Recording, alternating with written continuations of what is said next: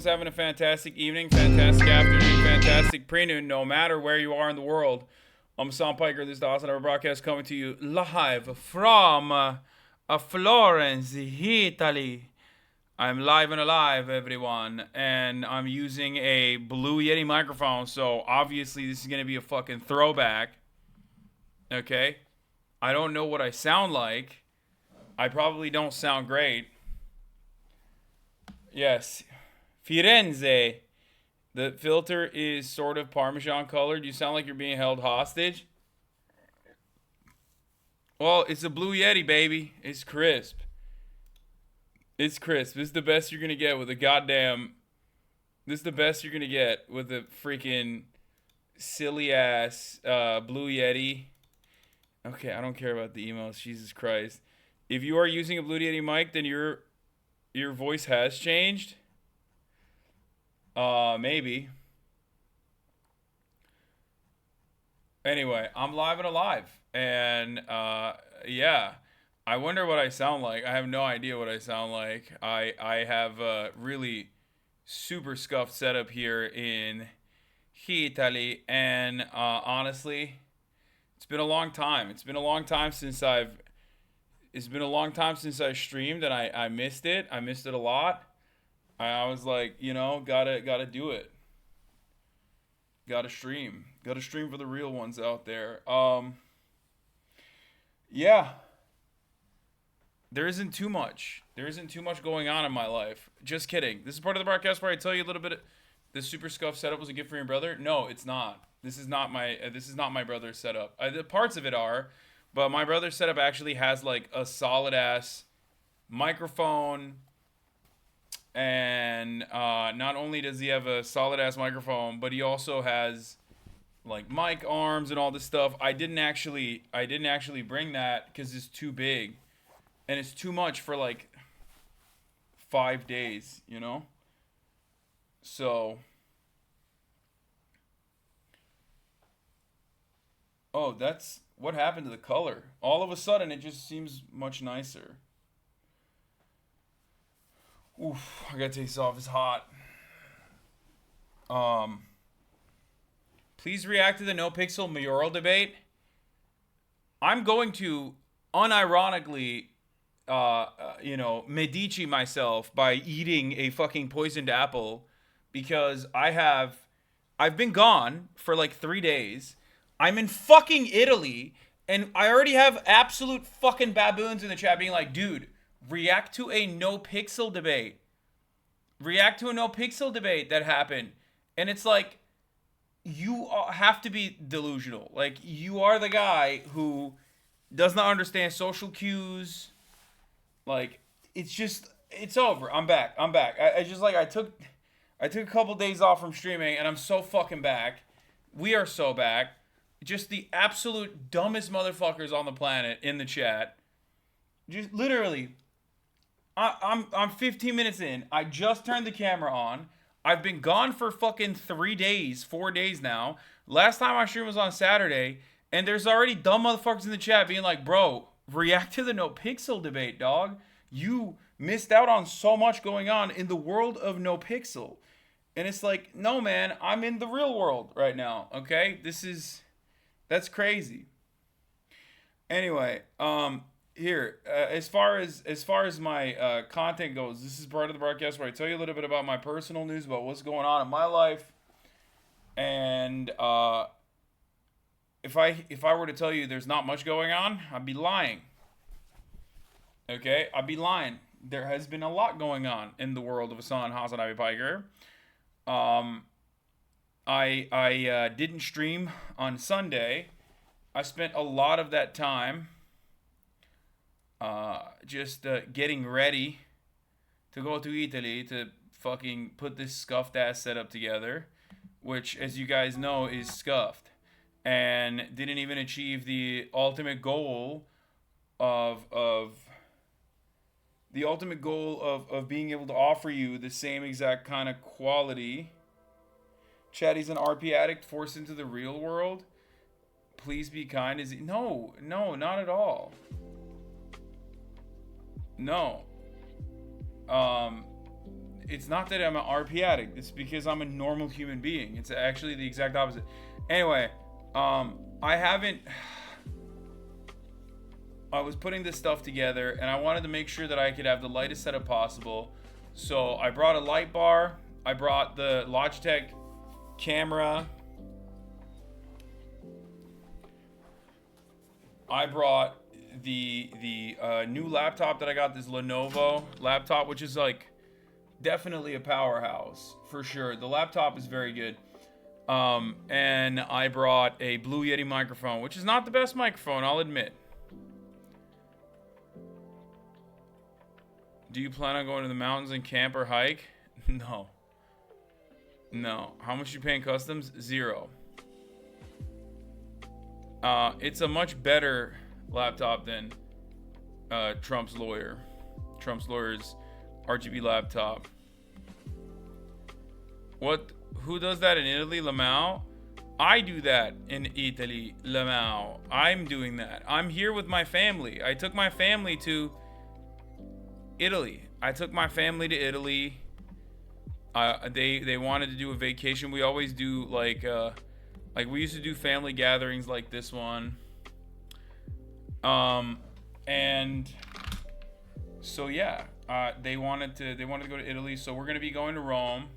First we're in Florence, and then we're gonna go to Rome. And yeah, so Sunday I didn't stream because I was getting this setup ready, getting the setup sorted. And then on Monday I was flying. I was flying to France and then to Italy, so I couldn't stream at all. And then yesterday is Tuesday, last night, which was supposed to be Tuesday morning for you guys. I was planning on streaming. I like set it up and I was like, oh yeah, I'll be able to stream. It'll be fine. And I realized like, ain't no fucking way, dog. I'm dying. Be sure to try the rare local delicacy known as pasta. I have so many opinions on Italy. I'm still very tired, but I was like, it's been too long. They're gonna forget about me. They're gonna forget I exist. I can't have that. And also, I felt withdrawals from not seeing my chat. So, and not seeing my community. Hold on, I'm logging on to Twitter on my computer. So that's the reason why I was like, I have to do it. I have to do it for myself. And I have to do it for my chat. But mostly for you guys. You should be more appreciative of me, okay? That's all I'm saying. That's what I mean. It's just... Wait, where the hell is the display? Oh, here it is. My freaking Twitter is like... My freaking Twitter is not in dark mode, and I need to fix that real quick. Where is it? Where is it? Display. Dim. Okay, very nice. I did it. Very nice, I did it. I did it. I did it.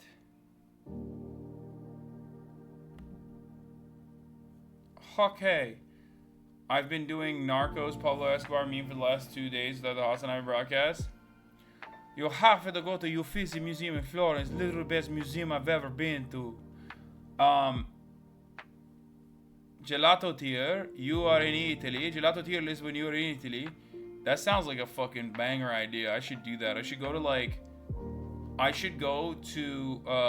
a bunch. I should hit up a shit ton of gelato spots on an IRL stream.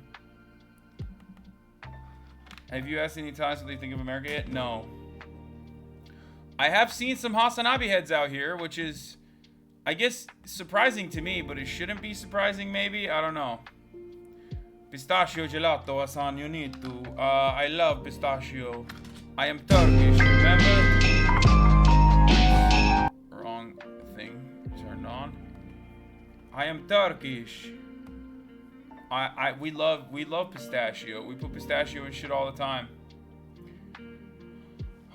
Oh, mamma mia, HasanAbi heads in Italia. It's true. It's so crazy. You should try the schiatta at Antico Vinao. Dude, everyone, from what I understand, every single person is like, every single person is just like, loves Florence. Like, Florence is the #1 spot, it seems. Like, the amount of people that hit me up and were like, dog, you're in Florence, that's my favorite place on the planet. Like, let me tell you what's really good. And it's like,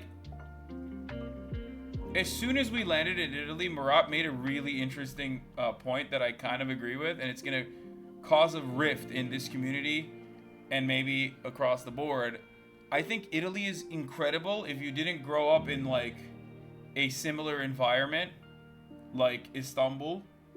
Because when you grow up in Istanbul, like, Italians are so Turkish, dude. Italians are literally Turks with like extra Christian culture. Like, they're just over the top Catholic Turks.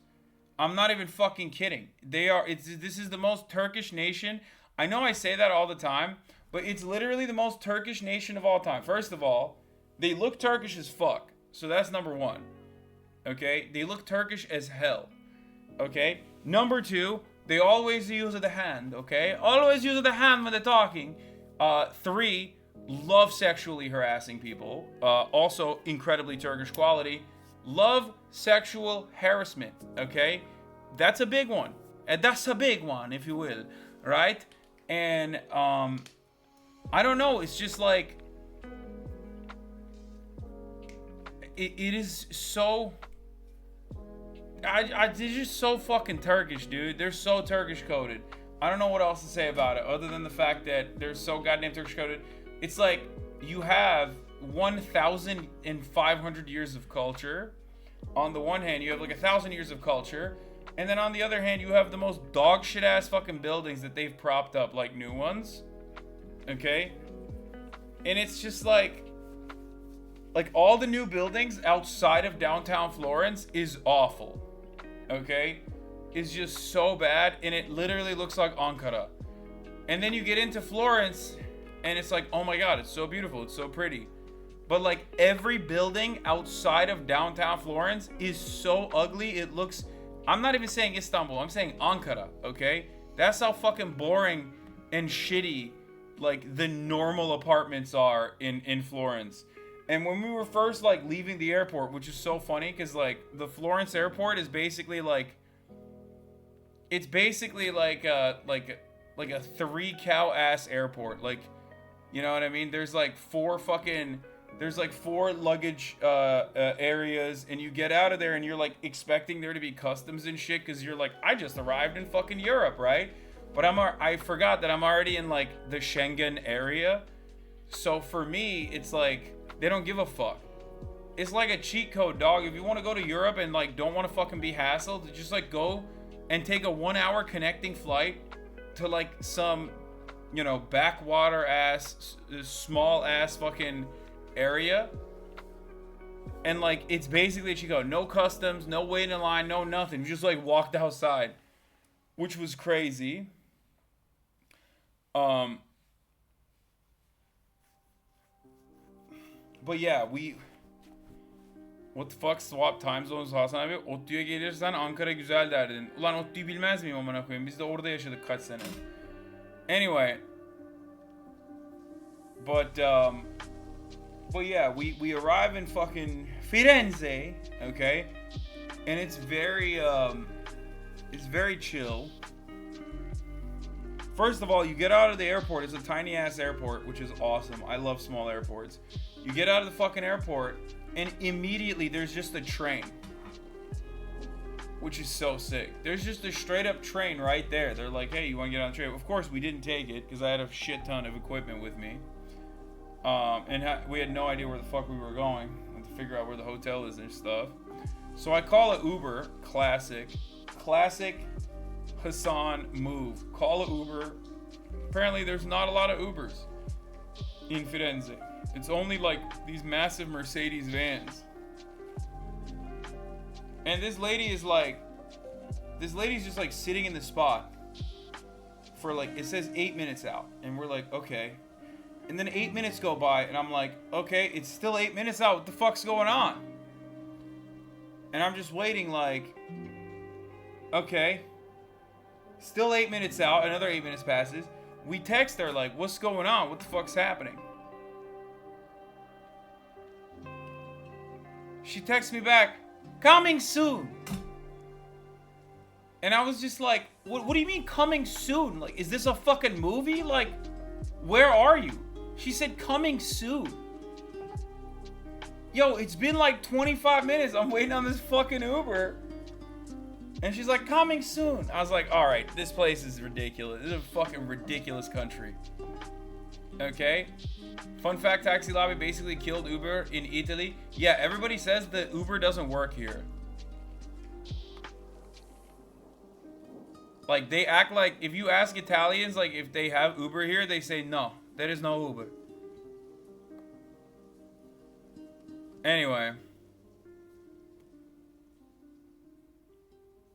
Yes, Taxi Lobby killed Uber in most EU countries. Anyway, so then the fucking Uber finally shows, oh, I cancel, and then I call it again. But because there's like 8 Ubers in the entire goddamn country, not country, in the entire goddamn city, it's the same woman again. So then this time we wait another fucking 8 minutes. She finally shows up. 34 MKD50. Thank you for the 50 gifted subs, by the way. So she finally fucking shows up, and I'm like, all right, it's not so bad. You know, please don't call them wondering why. You know, it's not so bad. We're here. All right? We made it. So we get in.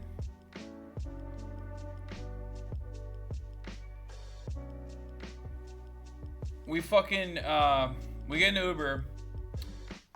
We get to the hotel. The hotel, this is the tiniest hotel room on the planet. I'll just tell you guys, let me tell you something. I think this is like a former women's prison or something. My mom chose it.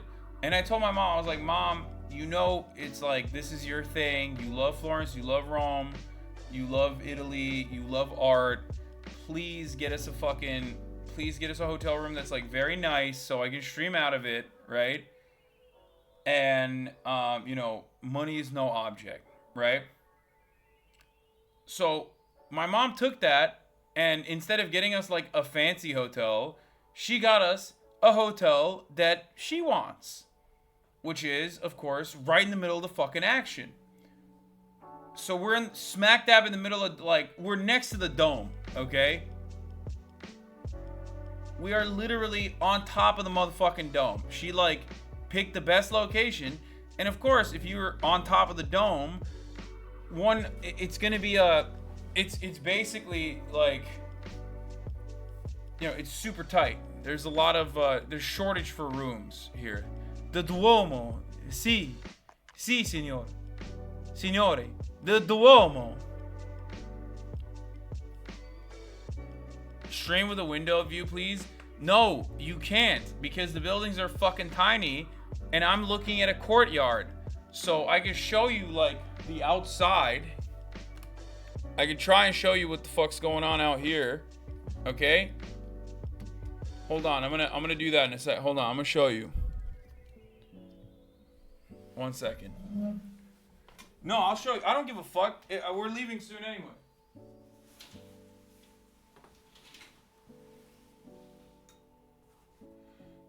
Look at this.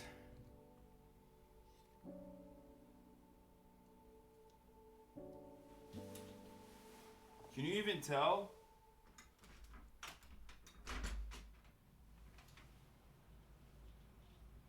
That's outside for me.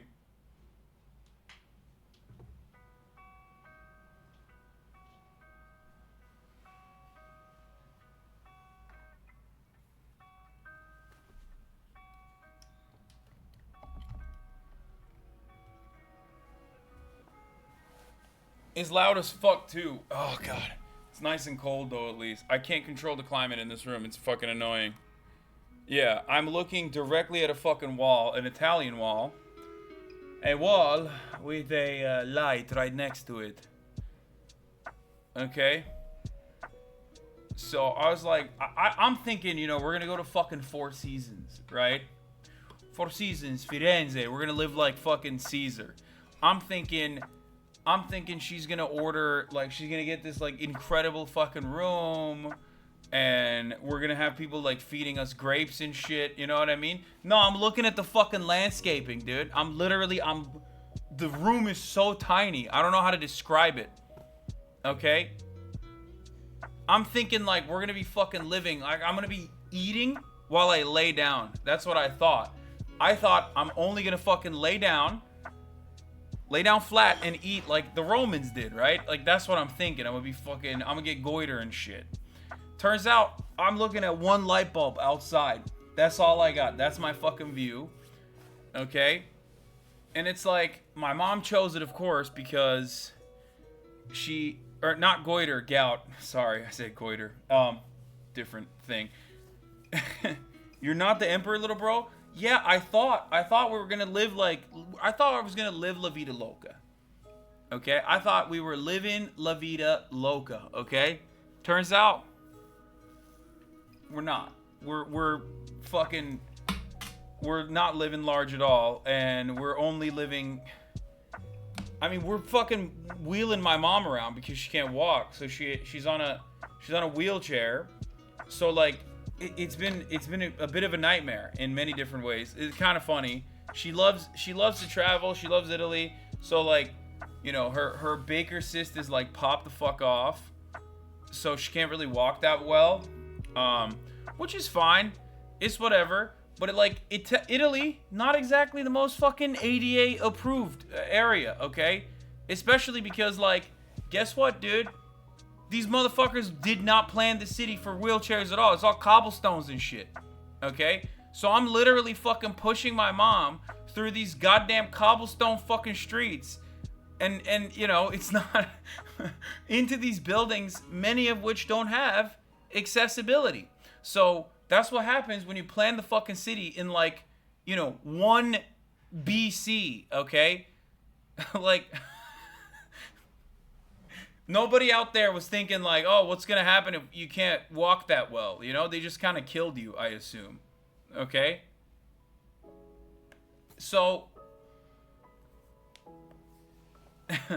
anyway, so basically I'm, like, pushing her everywhere. Which I realized is, like, we realized earlier today, like, while we were having dinner, is, like, the worst of both worlds. Because honestly, like, that means my mom can preserve her energy because she's fucking sitting down the whole time. We're expending more energy because we're pushing her around everywhere, okay? And she's a dynamo when it comes to these sorts of things. So, literally, I spent this entire fucking day. Guys, I woke up at, like, 8. I couldn't really sleep that well last night. So I've just been watching a lot of Breaking Bad. Okay, I'm playing a lot of Red Dead 2 and also playing some Death Stranding, watching Better Call Saul, not Breaking Bad. I keep saying Breaking Bad. Better Call Saul. And I woke up early as hell in the morning. We went to see the Dome first thing in the morning at like 8 a.m. Okay? And then afterwards, after we saw the Dome, we came back to the hotel, and I was like, you know what? I'm going to go work out. Worst gym of all time. I went and I worked out for a little bit. And then my mom was like, okay, we have a busy day ahead of us. I was like, oh God, what the fuck does that mean? Turns out she wasn't lying. Yo, she was not lying, son. It was a busy ass fucking day, okay? I'm jet lagged as shit. I didn't sleep at all last night and woke up at 8 a.m. to see the motherfucking Dome, all right? I now hate the Medici, okay? I hate the Medici family. Fuck the Medici family, okay? Oh, God. Straight up, dude. Straight up. Let me just tell you. Like, I get it, bro. You guys fucking financed everything, okay? Oh, big deal. Look at this fucking old-ass church. Did you know this church was designed in, like, 1438? And I'm like, come on, man. I'm so fucking tired. Anyway, the point of the story is, you were in the greatest country on earth, bro? I wouldn't say that. It's nice, though. It is very nice. Okay, I gotta blast off real quick. Live from Italy. It's me, Luigi. One thing I will say is that like I have been significantly less online, which has been awesome. I do feel much more chill. I feel much better. Like my brain feels better. You know what I mean? Like that has certainly been a good thing for me. Oh my god, this internet's the hotel internet is so funny. My download speeds are awful, but my upload speed is like fire, so I can at least like stream, which is usually a major problem, is the upload speed, right?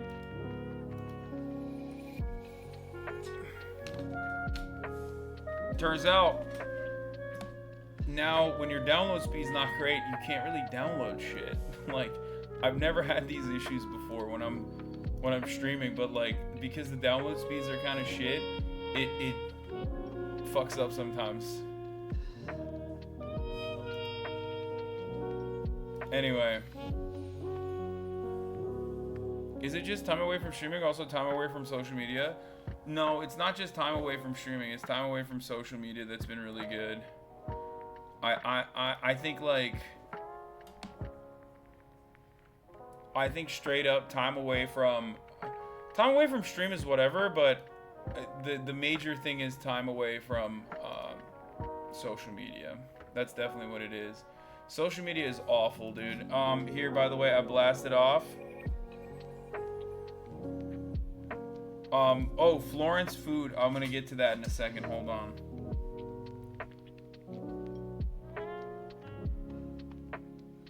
Alright, let's blast off. Thank you, Bomb Lefts, for the blast off photo. That's pretty fire.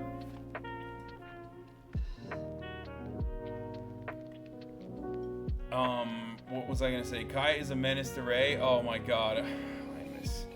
I miss my little baby so much.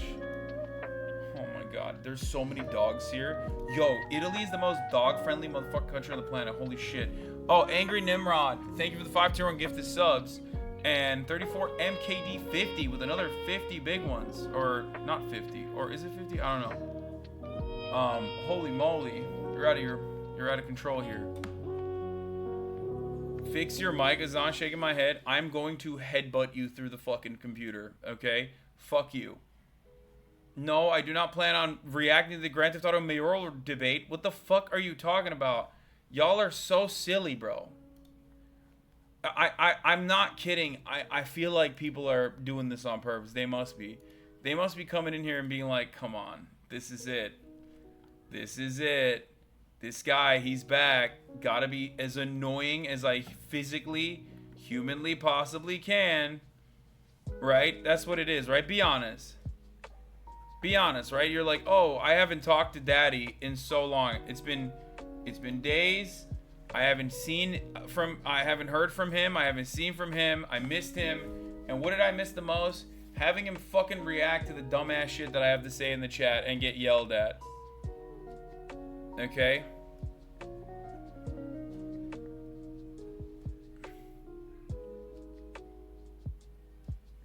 Anyway. Kai turned off Ray's PC. Wait, really? You saw the offline chat, man. Yeah, I don't know what the fuck was going on there. That was weird. Also, what? This is such a weird link you sent me. This link just goes directly to my... This just goes to my posts. Yeah, people were just doing Pepe claps or some shit. They're being annoying on purpose. You should get used to it since it's a classic Italian tradition.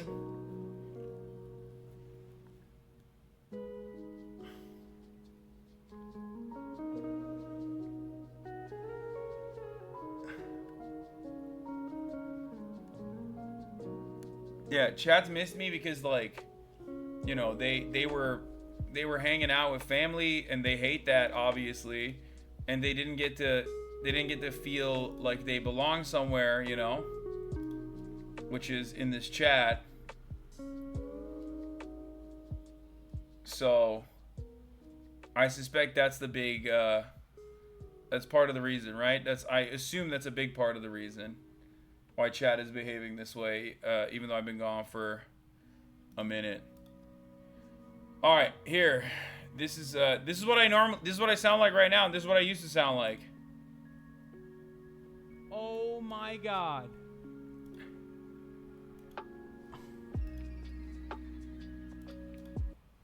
Oh my god. Oh my fucking god. Do I sound the same? The Blue Yeti is so shit.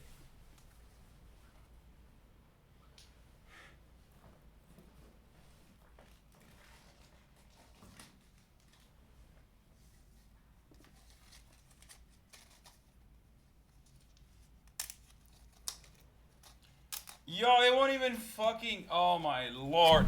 See, this is what I mean. It won't download. It won't fuck... My internet's so bad.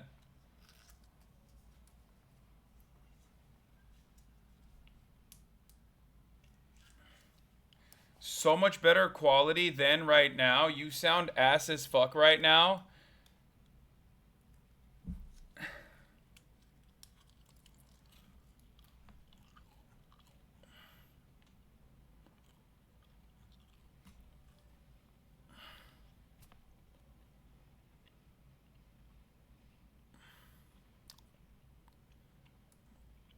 Why do you guys do this? Why do you do this? That pasta is undoing your HRT? What?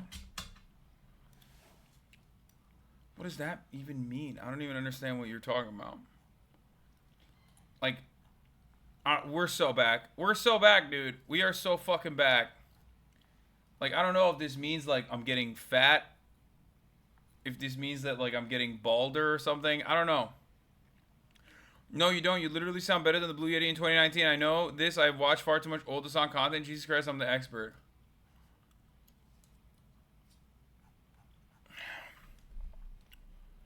You just sound less bassy. You're fine, brother.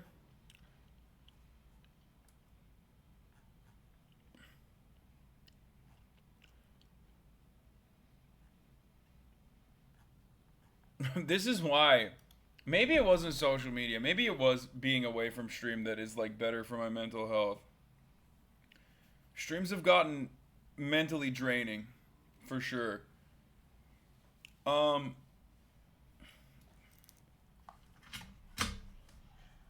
Charles be like, welcome back, we missed you. Your hairline sucks, you're fat as fuck, and also, yeah, that's it. Please react to some shit that is completely irrelevant to your life at this very moment. It's great. Genuinely hate how fucking toxic chat gets when you're away. We get it, being annoying is your only personality trait, chatters. Yeah. So, come do production labor, much love. I don't even know what that means. Okay. So, do you feel like you're in Assassin's Creed? I've never actually played the Italian ones, I don't think. I know that was like popping for a lot of people. Like a lot of people watch that, and a lot of people know Italy from the Assassin's Creed, but those are I never played though. I played the first one. But yeah, Ezio's the best one. What the fuck? Yeah, people were like memeing saying like I'm making Assassin's Creed references when I was talking about what's the other family, not the Medici, but the other one. People are like, oh my god, he's talking about no, not Borgia. No, the Pazzi or whatever. Yeah, the Pazzi. No, not the Borgias. And it's like, no, man, that's not from the fucking game. That's from like real history, which the game is inspired by. Like they were the ones who were like fighting the Medicis. But now I'm actually on board with them instead, cuz like god damn, bro, these motherfuckers, they're so rich. They are so freaking rich, dude. Oh my lord, it is crazy out here. Let me tell you something. Okay? First of all, here. Let's start here, okay? I didn't bring a lot of clothes because I thought I'm going to Italy. That's like where you get clothes, right? Turns out I was wrong. Nothing fits me. Okay, so like I fucked up. This is the only jacket that I brought because it was like the first one that I grabbed out of the closet. Okay, so now I look like an asshole, and I don't even have a fucking jacket for winter. Then we went to a bunch of churches and stuff, a bunch of chapels, and Michelangelo, 100% in the Muslim mommies, probably gay as hell. Okay, like I've never seen such yoked women. Look at this. I mean, he also made the babies yoked too, which I think is weird.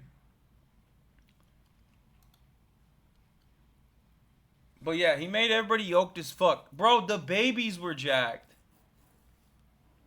The babies were fucking so yoked. It's odd. Anyway, he's bi for sure. He's an arts major. Yeah, bro. Michelangelo 100% would have had a septum ring. Okay? Michelangelo, exactly the type of motherfucker who would have a septum ring. Let me tell you. And then, yeah, we went to the politics area, like where the political government building is. And then I found this vault. I don't know why I'm talking about it like I found it, like it was a secret or some shit. I mean, it's like one of the rooms that you can go to and see. I found a photo of a dog pooping, which I thought was kind of funny. This is literally a fucking tapestry, or not a tapestry, but like, it's on the wall, man. It's in the fucking government building. Like, how crazy is that? What are Italians doing? Italians are on some other shit. And then this is a death mask. It's the guy who founded hell. He wrote, yeah, Dante's Inferno. You know, like the video game. Yeah, he invented hell, which is kind of fucked up when you think about it. But that's his death mask, which is again another very weird Italian thing, or I guess like a very weird Roman thing. That like dude, oh my god, Italians are so religious, bro. Like honestly, they are so into fucking religion. It's weird. And I think because they're Christian, you don't really think about it. But also, they're not even like really into religion. I feel like they're just simply into like the aesthetics of the religion. Like they're like this. Look at this building. There is 11 chapel in the building, and I'm like, why? Why are there so many fucking chapels? And then they're like, yes, this is a bone. A bone of Saint John the Baptist is inside of the dome. And I'm like, that's weird. People need to fucking not do that. Why are you pointing to that in a very proud way? Like, and then my mom was talking about it, and she reminded me, like, we have the same shit, like in the Muslim world too, where they'll be like, this is Prophet Muhammad's like beard or some shit. You know what I mean? And like I guess it's not just like a Catholic thing. It's like a religious thing in general, where they're just like, they love. Oh my god, bro. They love cutting up the fucking saints. Okay? They love cutting up the saints into bits and pieces, grave robbing, cutting up their own goddamn saints into bits and pieces, and then putting their pieces of bone inside of religious artifacts. Yeah, straight up. I mean, it's pretty metal when you think about it. But there's going to be relics in all cathedrals, Hasan. Yeah, for me, I was like, that's crazy that they just have like, I'm looking at the vertebrae of some saint. Like, what the fuck? Don't you guys find that odd? Like, we went to the chapel that Michelangelo finished, I guess. And then the other guy originally made it. What was it? There's another famous architect. The Medici family wanted to make a chapel. No, not the Sistine Chapel, you fucking weirdos. I'm in Firenze. I'm in Florence. Okay? Everybody's like, who's the Sistine Chapel? No. No, Bruno Leschi. Is it? Bruno Leschi. Yes, thank you. The saint of backbone for those who pray carrying heavy loads. Dude, let me tell you something. Yeah, Bruno Leschi. The only man who can complete the dome. There is no better architect. But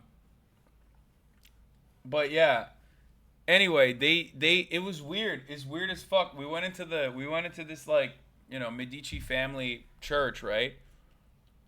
And first of all, they just kind of left. Like Michelangelo was like, I'm not gonna finish this," which is weird. So there's just like a church that's unfinished in the middle of the fucking city, and it's the oldest church. It's supposed to be the oldest church in the fucking city, and everywhere around the churches are like insane. Okay, you go to Italy, you look at the churches, they're like, "What the fuck, dog? Why'd you guys spend so much money on this shit? Why would you do that? What an insane thing." Okay, and then like the Medici family was like, "This is our family church. This is gonna be very important." Okay, this is very important. We have to make sure we finish this church.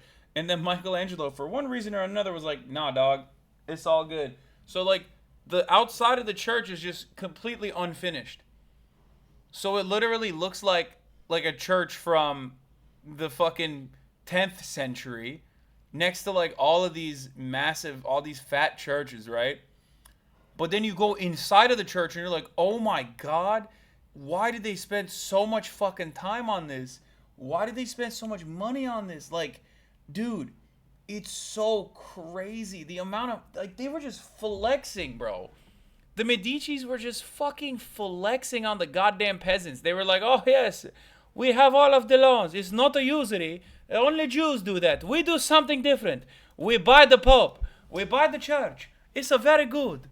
It's okay. It's a totally normal when we do it because we're good Catholic Christians." And then, like, and I still haven't been able to figure out why the fuck the Medici are different than like Jewish people and the type of usury that they engaged in. But I guess it's because they weren't like going, they were just simply loaning. They were the bank without actually any usury whatsoever. Okay, and then, so they were basically like, "We're doing the same thing that normally Jewish people do, but we're doing it in a non-Jewish way, so we're good." Jews, on the other hand, they caused the Black Plague, like that sort of shit. That's what they were on, basically. Okay? It literally feels to me like it was just some anti-Semitic shit, where it just feels like they're like, "Oh yeah, we're also the bank, but also we're not Jewish, so, that's different. It's totally different type of banking." Anyway, but then they had so much fucking money. They had so much goddamn money. So what did they fucking do? They just like built these insane fucking chapels. Okay? And I was thinking, like, let me tell you something. If I don't know, what are the Italian professions at the time? Textile worker, pirate, gay, right? All the three main Italian jobs at the time in the Medici era is homosexual guy who fucks the people in the Vatican, okay, textile worker, and then pirate. So if I'm one of those three professions, okay, and I'm broke as fuck, I'm just broke all the goddamn time, and then I see these motherfuckers building this palazzo, this fucking crazy ass chapel down the street, and I'm like, "What is this? Like, I don't have enough money for the pizza, and you're fucking building this bitch ass thing." I would burn it down. I'd be like, "Nah, fuck this." I don't understand how for so long people just like kind of looked at these guys and they were like, they were on some prosperity gospel shit. I know that that's like Protestant as hell, but like the Catholics were on that prosperity gospel shit too. Cause like it feels to me like they just spent so much goddamn money on like the craziest shit.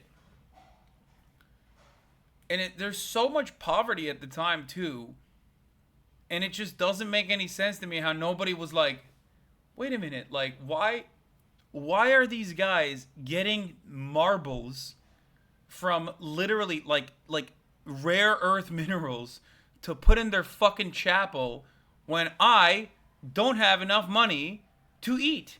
What the fuck's going on?" I would be like, "That's crazy. Let's eat those guys instead." How the fuck did nobody go, "Oh my god, this god shit is crazy"? It seems like they actually went in the exact opposite direction, where they were like, "Oh no, a lot of this god stuff, we've strayed away from godliness with all this vanity. Let's burn the art instead," which is a totally different tangent that I won't even get into, because it's like That's the one thing you're not supposed to do. It's like you can have the art and the indulgence and all this stuff, but then also simultaneously, you know, distribute it a little bit better. Anyway, so half of the Medici got literally genocided inside of the church by the Pazzi. But yeah, but those guys aren't great either. Anyway, those are doing the same shit. They were on that same shit. But yeah.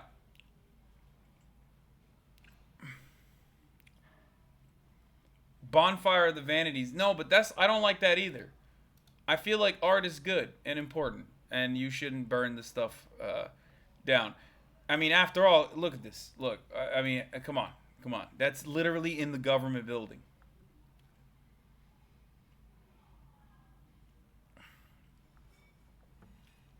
That's art, baby. Can't live with it, can't live without it type shit. You know what I mean? Yeah, the dog is yoked. You'd be yoked too if you were trying to poop like that. You should really check out the Palace of Caserta if you end up going south. The Bourbons nearly bankrupted the Kingdom of Naples in the 1700s. A fuck you to the King of France. They built Versailles but made it bigger.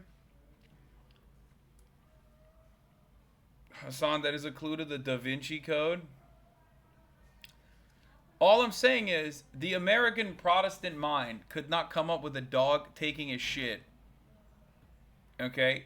The American Protestant mind could not cultivate enough artistic mass to be able to put such an uplifting fresca inside of a government building. You feel me? That's all I'm saying. I know I'm hyper focusing on the dog shit too much, but it is pretty funny to me. So, have you seen shops selling all the Pope merch yet? No, I haven't. The only thing I've seen is a Twitch Prime. They're giving Twitch Primes out at the top of the hour for free.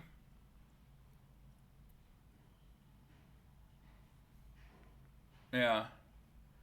Murat, your audio quality isn't great, and there's background noises coming from somewhere. I don't know. Well, the background noise is coming from the fact that my window's open, because there's a nice Italiano breeze coming into my room. Maron.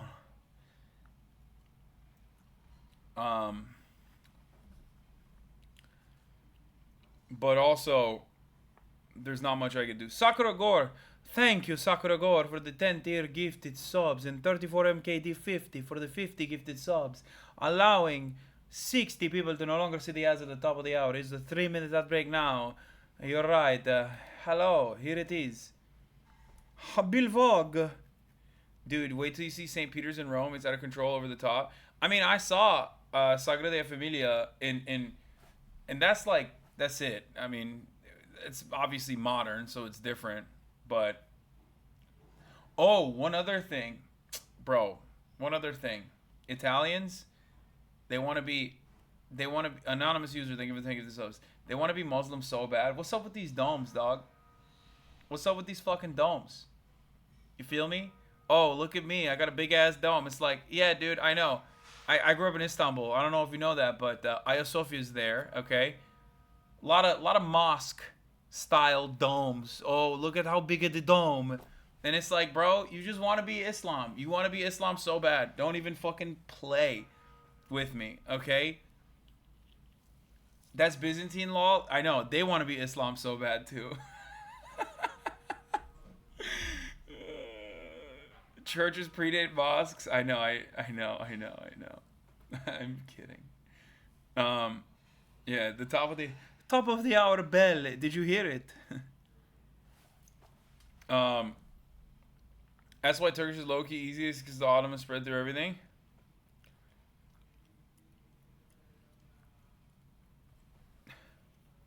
Did you really give Hagia Sophia as a mosque example? Yes, bro. I'm a Islamic revisionist. Hagia Sophia was never a church, okay? It was always meant to be a mosque. Oh, you found a clip of me at Sagrada Familia? Jesus Christ. I just like big titty goth girlfriends. That's what. This is when I went to Spain with my mother. And we are at the Sagrada Familia back then. Here it is, okay? Look at this.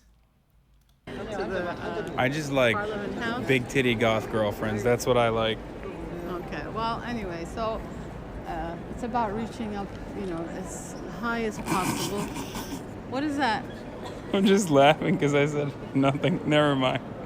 Keep going. Sorry.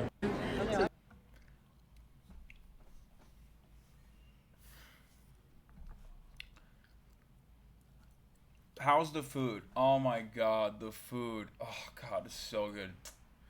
First night we go to this little ass Osteria. There's so many of these places everywhere, dude. The food is incredible. I mean, the bread for some reason is not salty at all. They don't put any salt in it for some weird reason. I don't know what the fuck that's about. But how's the Mountain Dew there? I don't know cuz I've been drinking wine.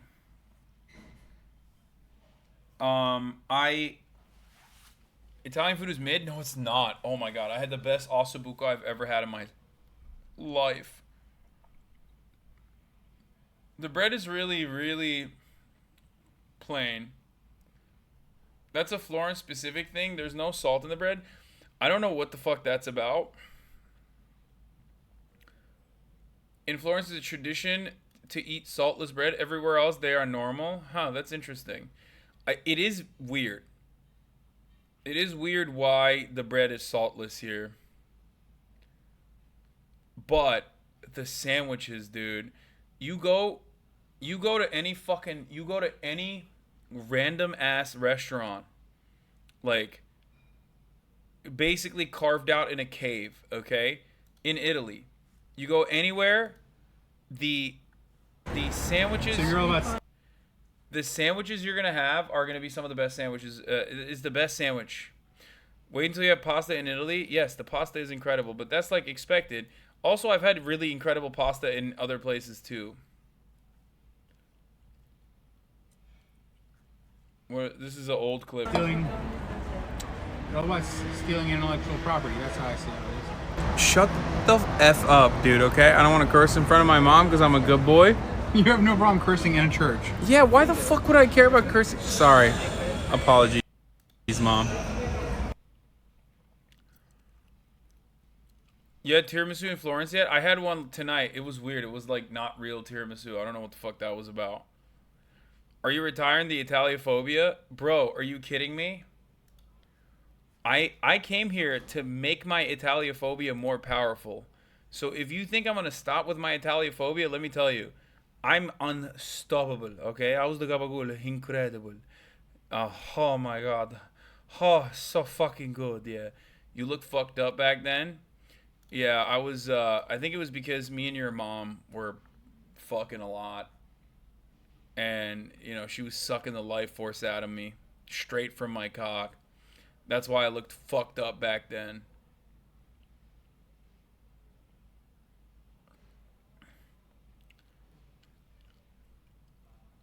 Why are you such a Reddit atheist?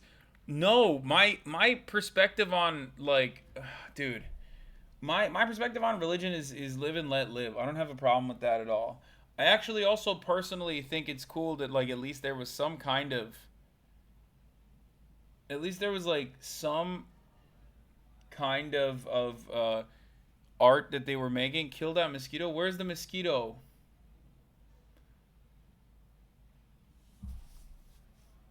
You have a mosquito in your room, man. Rip. What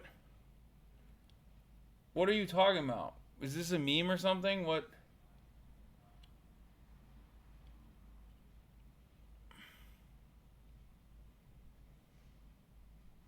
I don't know what you're saying. Anyway. How often do you hear Romanian since we're the largest minority in Italy? Most probably you've already been served by a waiter who's Romanian? No.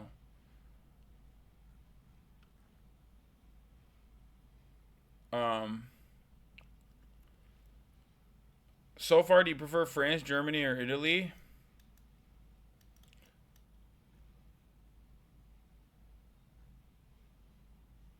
What? Since you're in Florence, try looking for a spot that serves Chianina. It's a type of huge Florentine steak. It's regional stable there. I think I've had it. Is that a canopy for your bed? Yeah.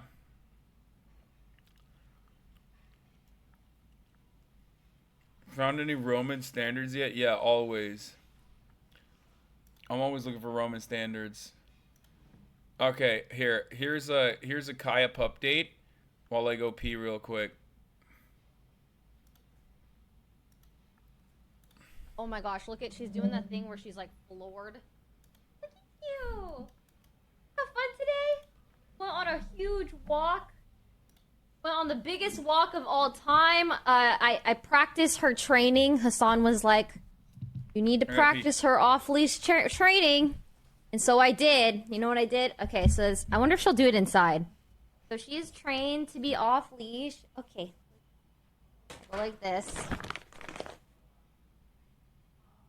This. Let's walk. Let's walk. Here, let's walk. I wonder if she'll do it inside. Walk. Walking. She's not doing it right. But I know, look at both of them are just following me. They're just so treat driven. Mika came out of nowhere. Yeah, I think they're both tired. So on the walk, you say, let's walk, and she will instantly go right here to the left side of me. Oh my god, I didn't ask for a handshake. You are drooling everywhere. Oh my god. Hold on, child. Okay. We're waiting in queue. Wow, look. So patient. I have never seen a dog drool this much in my life. It is just coating her coat or with saliva. It's absolutely disgusting. Okay. Sitting. That one. So chill. That one. Okay. Now. Down. Absolutely not. Down. Good job. What the was that? Roll over. Roll over. Nope. Lie it down. Okay, don't roll over. That's lay down.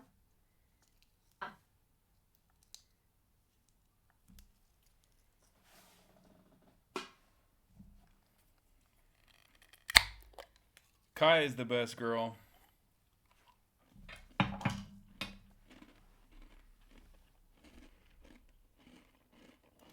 Is this Hound on the bus clip from yesterday? Wait, yeah, pull the other way. They just stand there like this. They stand there. Yeah, it's different weight classes. Like, this is, I feel like it's not. Oh my, oh no, oh no. Poor Mika, oh no! No! No!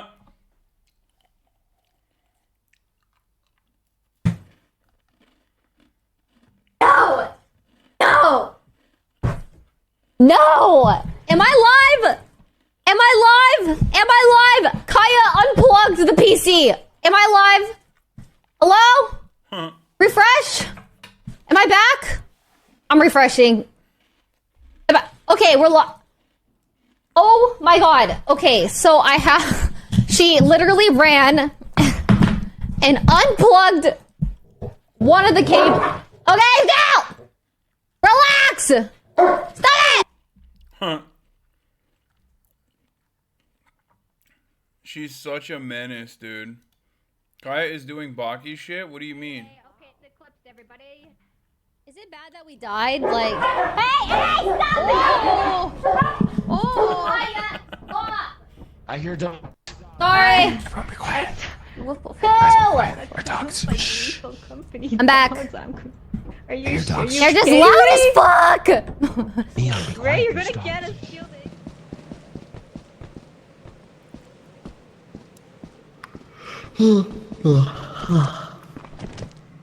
They're both dead.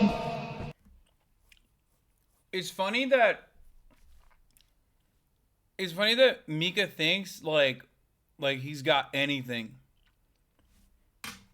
like it's nice that Kaya lets him play.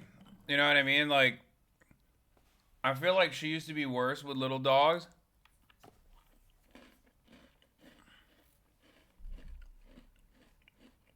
And then she started realizing that if she dominates, then like playtime is over. You know what I mean?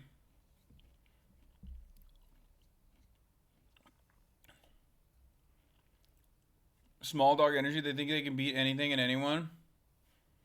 No, Mika is like a very scared dog. Normally. Yeah, just go to the ship. I'm gonna go check. Okay. Don't leave the ship. Is the fire set near the front? Uh-oh.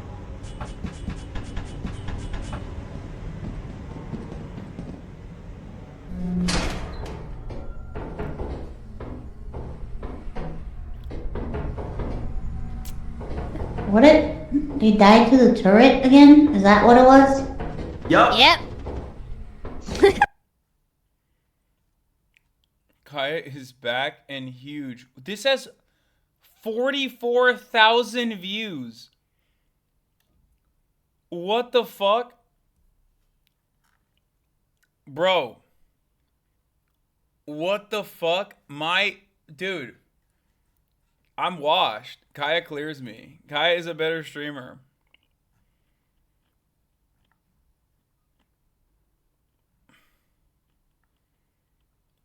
She also crashed the Tina stream. Sorry, only clip I can find is in Spanish Twitter. What the fuck? Otra mano de Kaya, LDPM, dos patas debe ser mayor. It's not even Spanish Twitter, it's Portuguese Twitter. What the fuck? Bro, Kaya is international. Kaya has literally international fans. Wait, what? What happened? Ah! Holy shit! Oh god, that scared me. Let me tell you why. No way! Hi, baby. Ah! What the fuck? There's a big ass dog in my room!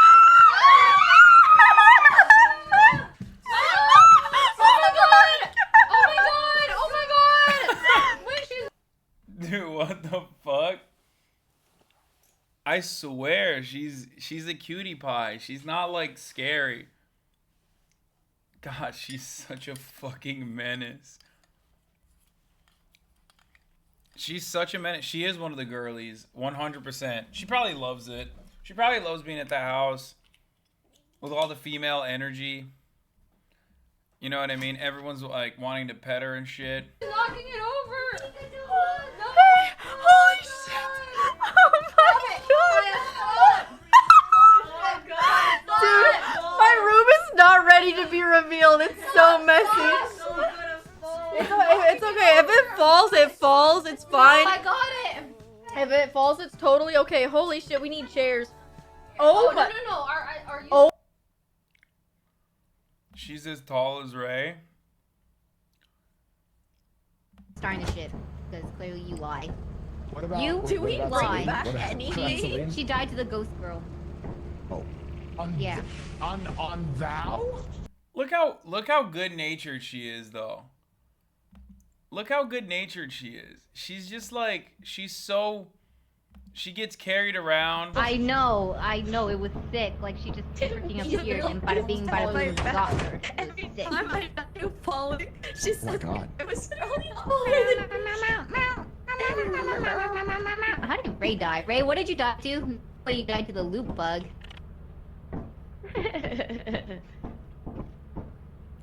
And now I'm starting to shit because clearly you.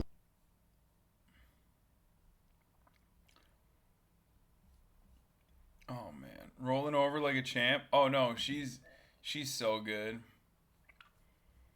The rollover is like something I have to thank my mom for because Kaya is such a treat slut that she's such a treat slut and my mom always gives her treats.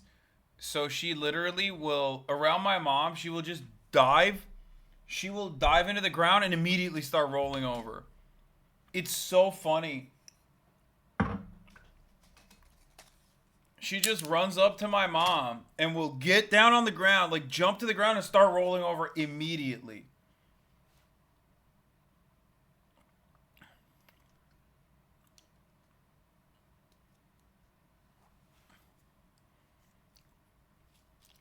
Straight button mashing, yeah.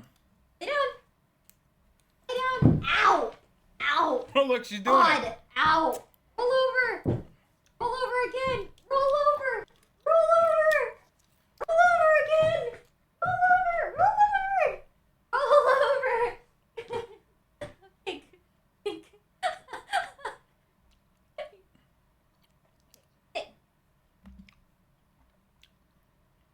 How did you teach her to do this when mom finds the poop sock? I don't know.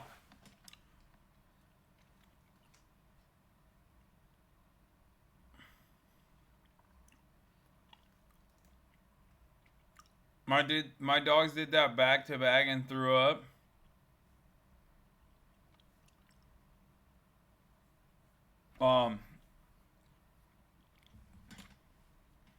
What the fuck is a poop sock? The fact that you don't know means it's good that I haven't clicked on it. It's just a silly thing. But yeah, Kaya seemingly is dominating the internet a little bit right now, which is cool. I miss her. Speaking of dogs, Italy is incredibly dog friendly. It's like to a shocking degree. Almost suspicious how much Italians are they fuck with dogs. Like, it's like weird. Something's up. There are so many dogs. There are so many dogs in the streets. People are constantly walking their dogs, and the dogs are all pretty well behaved too. The dogs are better behaved than the Italians. I will say that much. Like, the Italians, not very well behaved. Dogs, very well behaved in comparison to, like, American dogs. But it is very interesting. It's, like, very dog friendly. People bring their dogs inside stores and stuff, which is cool. But every time I see a dog, I get... People can take it the wrong way. What do you mean? Every time I see a dog, I get very, I get homesick.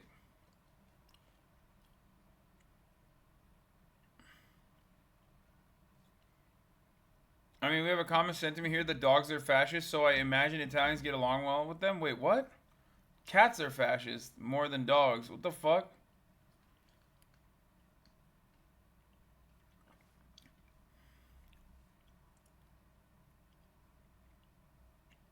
Italians worse behaved than dogs should be taken the wrong way.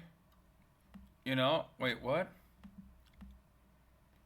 No, it can't be taken the wrong way. Because I didn't say that. Oh my god. Anyway. The food is incredible. The architecture is incredible. I love the dog culture. It's fucking sick. I wish that the clothes would fit me. But unfortunately, they do not.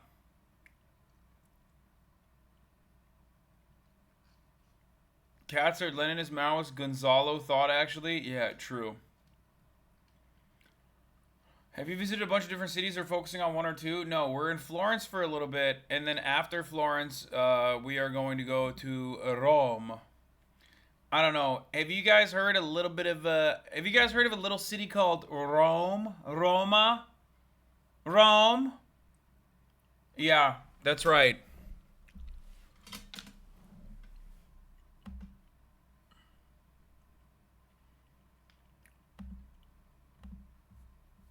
That's where we're going to be going to. No Amalfi? No. I'm very excited to go to Rome. To see what the hype is all about. I assume it's exactly like the HBO show I watched, Rome, on HBO. How's Georgia Maloney? I haven't met her.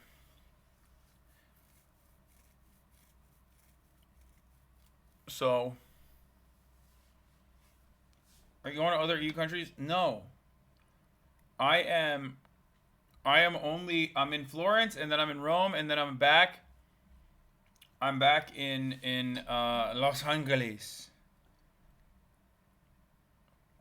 You'll find a lot of closed roads because of the Jubilee, though. What? Are you gonna go to the Leaning Tower of Pisa? No. So one thing about Italy that I also found out that is like very funny is that Italy was always like a collection of different wealthy cities. Okay? And these guys all like war with one another. And sometimes they directly fought with one another, like, and got into war.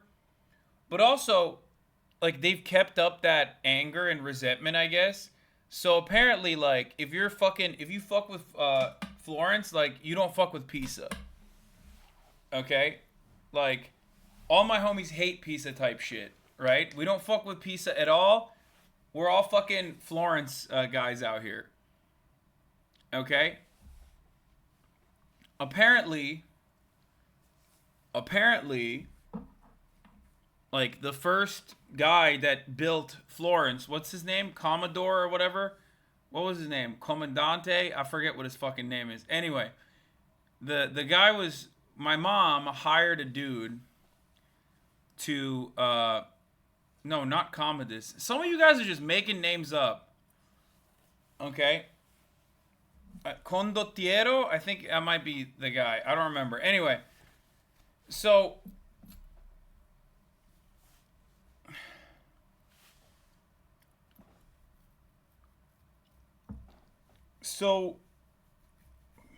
like, there's this guy who's like a tour guide that was, telling us all about this shit. And Cosimo de Medici. And apparently, like, the debris over the river made it so that Pisa was no longer, like, by the water or something. And then Cosimo de Medici went and built another port city instead to be like, fuck you to Pisa.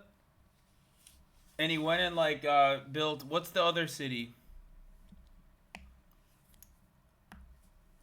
There's another city that he built. Livorno. Si. Grazie. Livorno. So he built fucking Livorno to do a big fuck you to the Pisa city. So yeah, that's the type of shit they're on, like ancient feuds, bloodline feuds, and just a shit ton of money. And honestly, I was looking at it and I'm like, God damn, dude. That time, like the Medici time, was the time to be rich. Actually.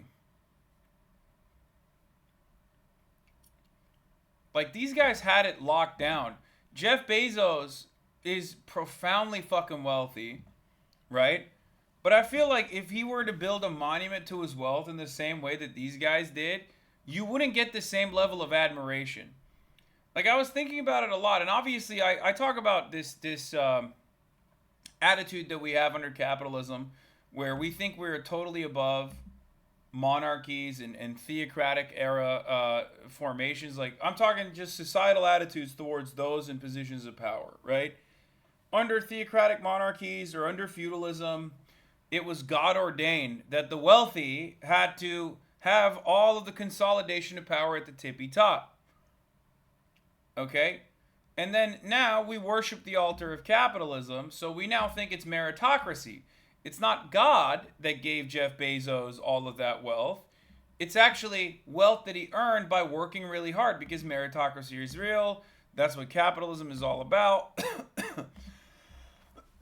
And through this meritocratic process, you've basically created an environment where, like, the mega wealthy deserve to be that wealthy, and there's, like, the same level of, like, worship. I mean, this is something I've brought up a shit ton. This is something I've talked about quite a bit, right? But the difference is, like, I feel like beyond the prosperity gospel, beyond like televangelists and stuff, there isn't that level of like, give me this money so I can build this fucking insane church.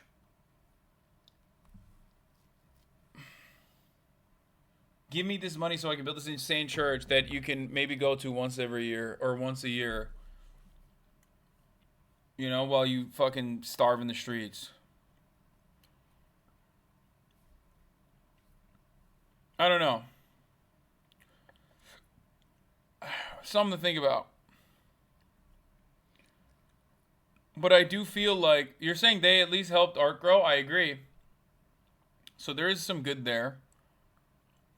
I've been gone for an hour and you're still talking about Medici's church law? Yeah, bro. The fucking family had like a 500-year grip on a massively important city for commerce and also like Renaissance. You think that's not significant for like global history? I mean, listen, it is a very Western-centric attitude to have to act like they're the most significant, but it's crazy to me to look at that and go, yeah, I can't believe you're still talking about this shit. And it's like, bro, yeah, half of the things that you know and take for granted is a consequence of humanity moving in that direction from this one sliver of time. So yeah, it's pretty big. These motherfuckers own they owned the Vatican, dude. So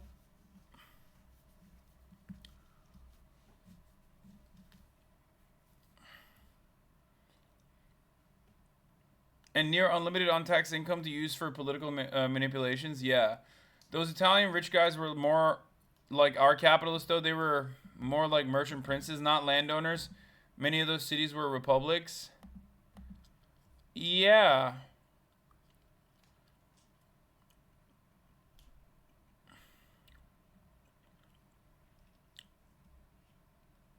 Anyway. Did you talk about their war with the ostriches? No, there is an ostrich in the government building, though. Like a taxidermy ostrich in the government building for no fucking reason. Borgias burned down my family's hometown. That's so funny. Like, holding this grudge is such a funny thing. The Borgias burned down my family's hometown, ... And it's like, yeah, bro, that's like, you know, I feel like it's been a while, you know what I mean? Like, what are we talking about?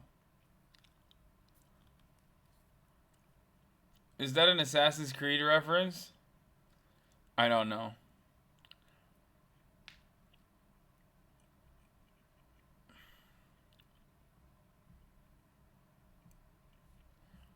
And I'm literally a third-gen American? Yeah, there you go. Northern Italy actually dislikes Southern Italy because the Northerners contribute the most to the industrial economy. I thought there was more to that hatred in Southern Italy, like racism.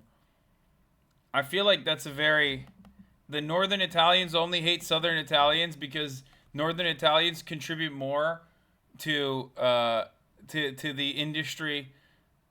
Is leaving out a lot. It seems. I'm gonna be honest. Qatari dancer, see, right on the money. Speaking of Qatari dancers, Southern Italy. All I'm saying is, I feel like there's a lot of attitude in Northern Italy. All I'm saying is, fascism wasn't just in Germany. Okay, you got to think about that a little bit. You got to think about why. How could that have happened in a place like Italy? I'm just saying, there's a lot of racism in Italy. I feel like Northern Italians see Southern Italians as like an extension of Arabs. Like they're lesser than. They're Muslims. Ew, gross. That type of shit. They also currently have a fascist in power.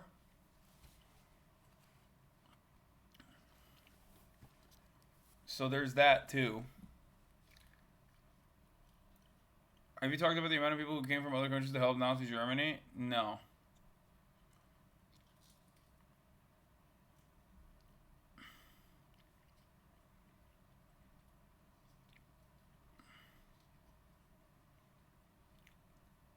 If you want to see Italian Hawks, you should go to the SS Lazio game in Rome. No, I'm good.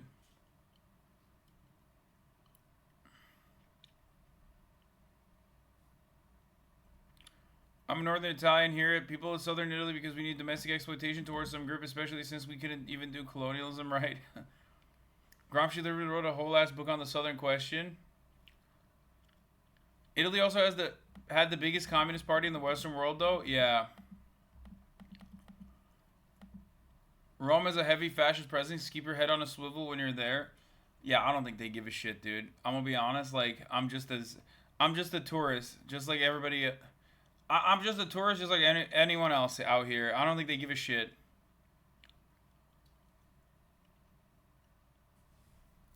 I don't think anyone's gonna be like, oh, this guy is a fucking third-rate e-celeb socialist Twitch streamer. We should go kill him. That'd be pretty funny if that was the attitude that they had. Togliatti and Gramsci both talk about the North's view of the South with regards to fascism. Pretty interesting stuff. Are you planning on going to the Vatican while in Rome? No. Even though the Pope is... Why would I go to the Vatican, dog? We've already taken over. The Pope is gay and woke and a communist.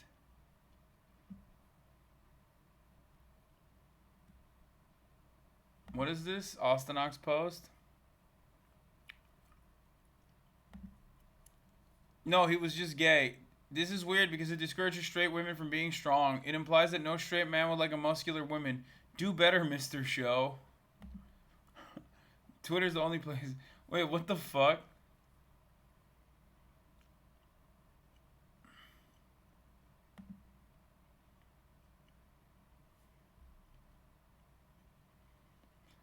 Dude, Michelangelo is gay as hell. Okay? You can't be that much into art and not be at least a little bit bisexual. I'm telling you, Michelangelo 100% would have worn a septum ring if he was around right now. Anyway, you should visit San Gimignano. It's a beautiful city, 1 hour drive from Firenze. No, man. No. Dude, first of all, as I was trying to describe earlier, I didn't plan this trip. You know who planned this trip? My mom. Okay? Which means I have no say in what we fucking do. Because she's already mapped it out. She has an itinerary. Tomorrow we're waking up at like fucking 8 to go and buy with a chef dough so we can make our own pasta from scratch. And like, I'm not filming any of it too. I know a lot of you guys are gonna be like, oh, are you filming this? Is it for vlog content? No, man, it's just family shit, okay? Now that's way cooler than what the fuck we did today, where we had to basically roll her around, wheel her around the entire city of Florence.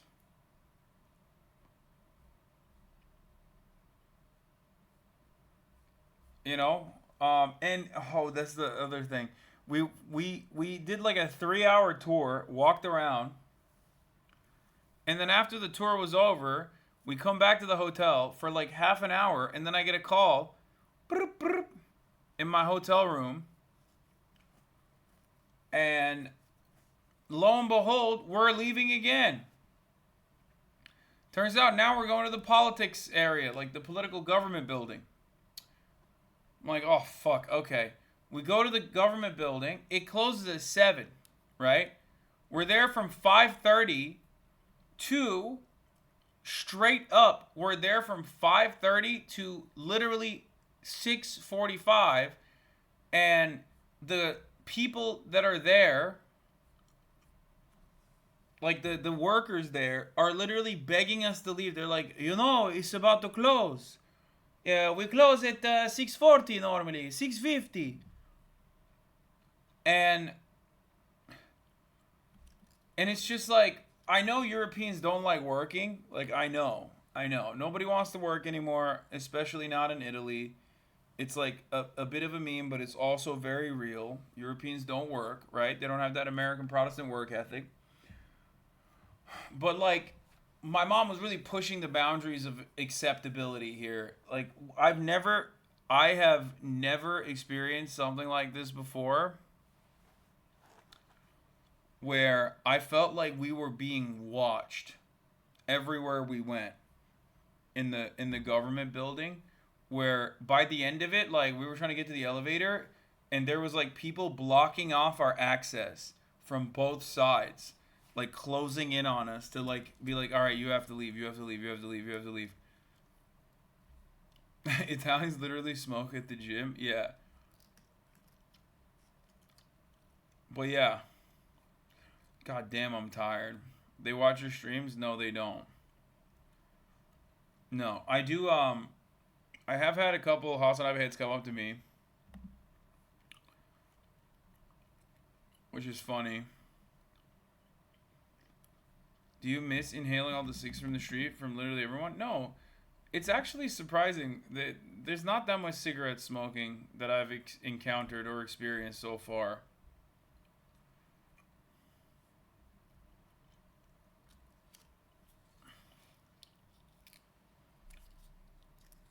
Yeah, Paris is definitely worse.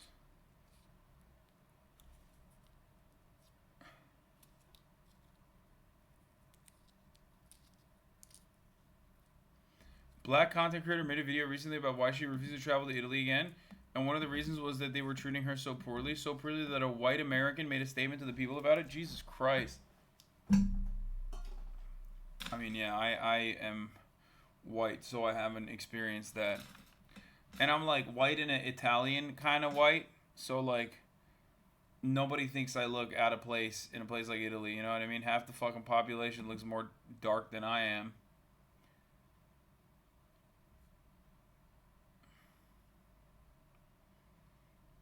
Yeah, I am very Italian passing.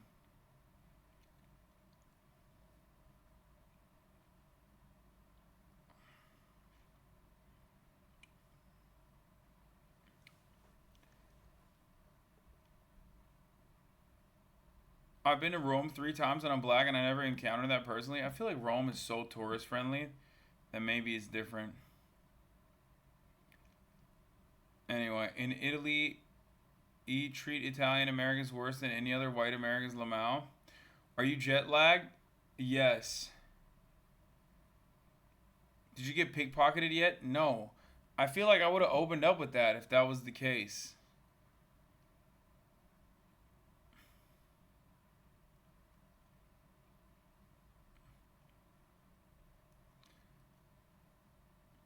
It is, they will run up to you and try to sell you selfie sticks and shit. Who? Italians? I have seen the selfie stick situation. Why the fuck? I don't actually understand why the fuck there's so many people.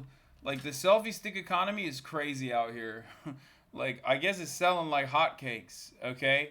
Because there are way too many motherfuckers out here selling selfie sticks. I assume people are buying it. But the selfie stick economy works similar to the way that in New York, like, the mixtape economy works, right? Where people will be really pushy, and instead of like trying to soft sell you, it's more like, hey, give me a high five right now.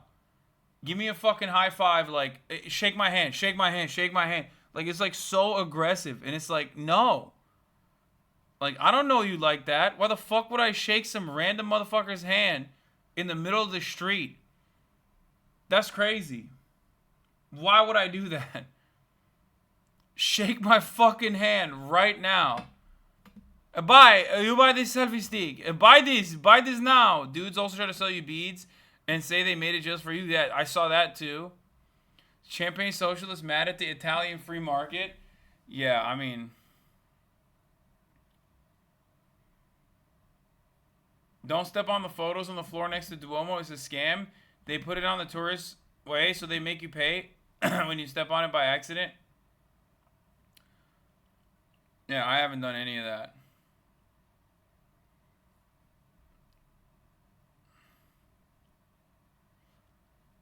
You have to go to Atlantico Vinaio. Hands down the best sandwiches in the world. Dude, everyone, here's what I found out also. Everyone, and I mean everyone, has a favorite place that they swear by in Italy. And in other places, okay, in other places, usually it's dog shit. Okay? In other places, when you go, oh, dude, I swear I have the greatest, the absolute most goated fucking world famous place. And in Italy, I feel like it's probably real. When someone tells me they have the best place, it probably is the best place. It's so good. A lot of these like hole in the wall places are so fire. This is such a funny meme, but it's such an inside baseball meme, dude. White nationalists visit Italy, gets greeted with Assalamu alaikum. That's such an old Daily Mail article ass meme right there. Who the fuck's gonna know what that's referencing? People are probably gonna think I'm the white nationalist when you look at this meme. Have you been to the Vatican? No.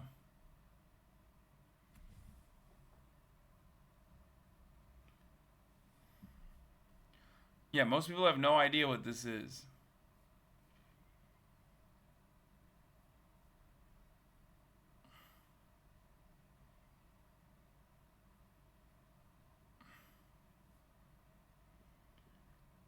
Are you going to Rome via car, train, or plane? Why are you asking me that question? Don't worry about it. I don't like talking that much about my travel arrangements, okay? Have you had a beef stomach sandwich yet? Those are so good. No. Have you seen the video that ranks every female streamer by cup size? No, because I'm not gross.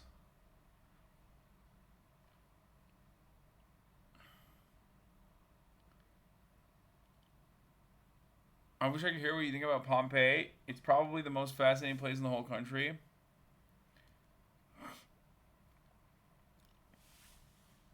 Oh my god, every single person keeps asking me if I've been to the fucking Vatican. Geopulled video on Italy. All fart sounds. Wet, quick, brap. Thanks, man. Here, take 30 seconds off, dumbass. Enjoy.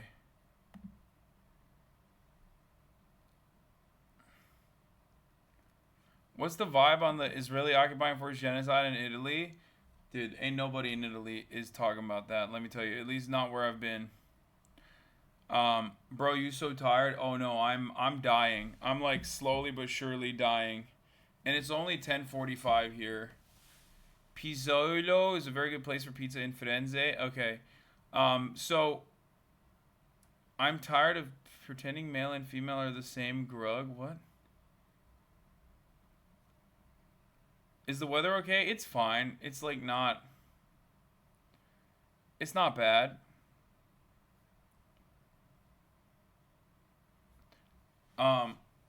Go to Gusta Pizza in Florence. It's the best pizza you'll ever have, and it's approved by Guy Fieri.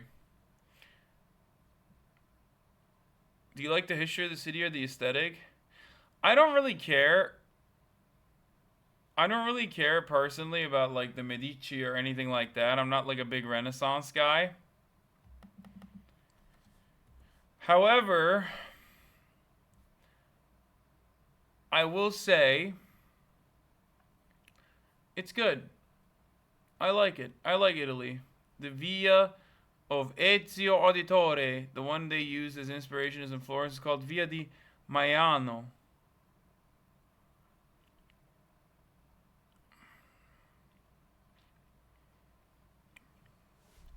Have you already discussed the famed reporter Donio Sullivan missing the Los Santos mayoral debate?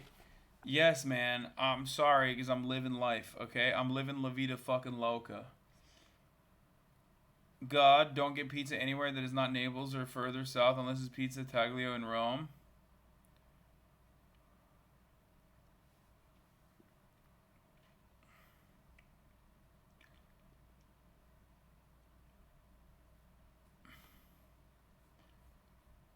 Yeah. Have you jumped in the hay piles from tall buildings? Yes. I have a lot. I just keep going up the tall buildings and then jumping off of them into piles of hay. Can't go to Italy and no pixel. Yeah, the Vatican was kind of underwhelming for me, but the St. Paul Cathedral is truly incredible in Rome. You should just get lost in that city. Have you assassinated any constables? No, I have not.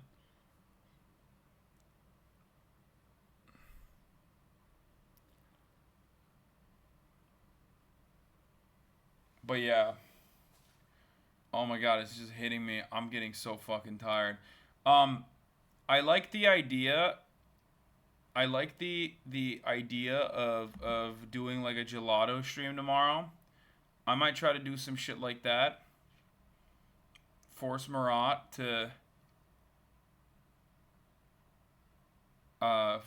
come out with me. And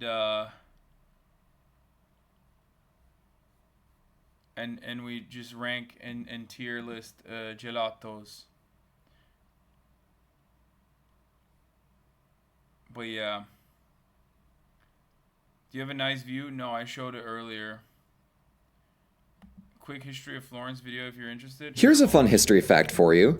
Florence is the freaking coolest. Whether you're looking for art, literature, political schemes, larger-than-life characters, things being set on fire, the historical context for the best Assassin's Creed game, or the single greatest dome in history, this city at the beating heart of the Renaissance has it all. Thing is, Florence seems an unlikely candidate for a civilization-changing rebirth of classical glory. Even within Italy, it wasn't nearly the most powerful player on the peninsula. Venice ruled the seas, and Rome held the papacy. So to find out what made little old Florence so special, and to see why their ideas had such a transformative impact on Italian art and culture, let's do some history. This video is brought to you by Audible. More on that later. Florence has a pretty quiet start. First founded by Julius Caesar as a military camp in 59 BC, Florence got caught in the up and down of the Roman and Byzantine empires, eventually getting nominally glomped by the Holy Roman Empire in the medieval period. But the Alps are kind of a pain to cross, and the HRE is closer to an unsupervised geopolitical kindergarten than an actual empire, so Florence and their Italian neighbors were essentially independent, just chilling out by themselves in the quiet Tuscan countryside through most of the Middle Ages. But Florence, as we know it, starts with the adoption of a new constitution in 1293, which outlined a republican system that placed power in the hands of the mercantile and artisan elite. Rather than dumb, stuffy aristocrats, Florence was governed by a citizen signoria, composed of 9 people chosen by the city's guilds, who each served on 2-month terms. These priori worked in tandem with specific side councils like the 10 of War and the 6 of Commerce. It was a small group, but since it rotated so insanely fast, lots of Florentines had a say in how their city worked. While it's certainly no Venetian republic, it got the job done pretty well for the next 2 centuries. Florence also had the good fortune to back the winning side in a power struggle between the Pope in Rome and the Emperor in Germany, so they got the rights to play middleman on papal tax collection. Shiny. It's also during this turn of the 1300s that Florence takes a recognizable shape by spending their newfound wealth on a flurry of construction projects. The government got a new house in the Palazzo della Signoria, and Florence started on the Church of Santa Croce, but by That's the one I went to, the government Palazzo di Signoria. Right? far, the most ambitious project was Santa Maria del Fiore, a magnificent new centerpiece church that promised to be the largest in the world. One problem was that the design was so darn big that the architects had no way to actually cap the thing with a dome that wouldn't just collapse under its own weight. And the second problem was a tiny little killjoy by the name of plague. See, for all the cash money that Venetian and Genoese traders brought back to Italy from the Near East, in 1347 they also brought along the Black Death, and a year later its devastation spread to Florence. The population dropped in half, entire families fell off the map, banks disappeared, farms went completely untended, and basically the entire ecosystem of medieval Tuscany collapsed overnight. To paraphrase contemporary accounts, this was un grande oof. But luckily, inconceivable amounts of death. This is such a YouTube video from a bygone era where the guy says un grande oof. I love that.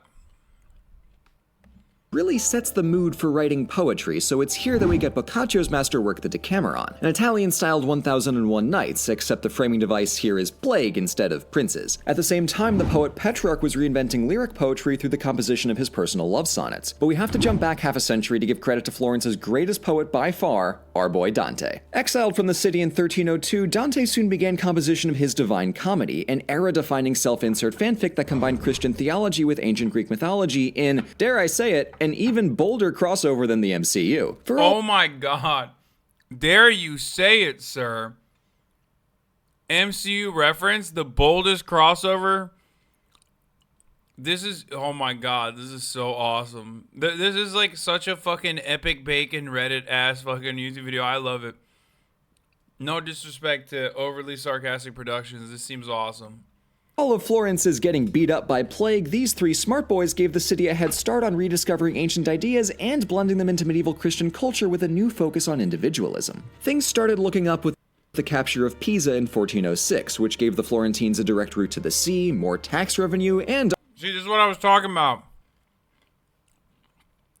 They're like, bro, fuck Pisa. All my homies hate Pisa.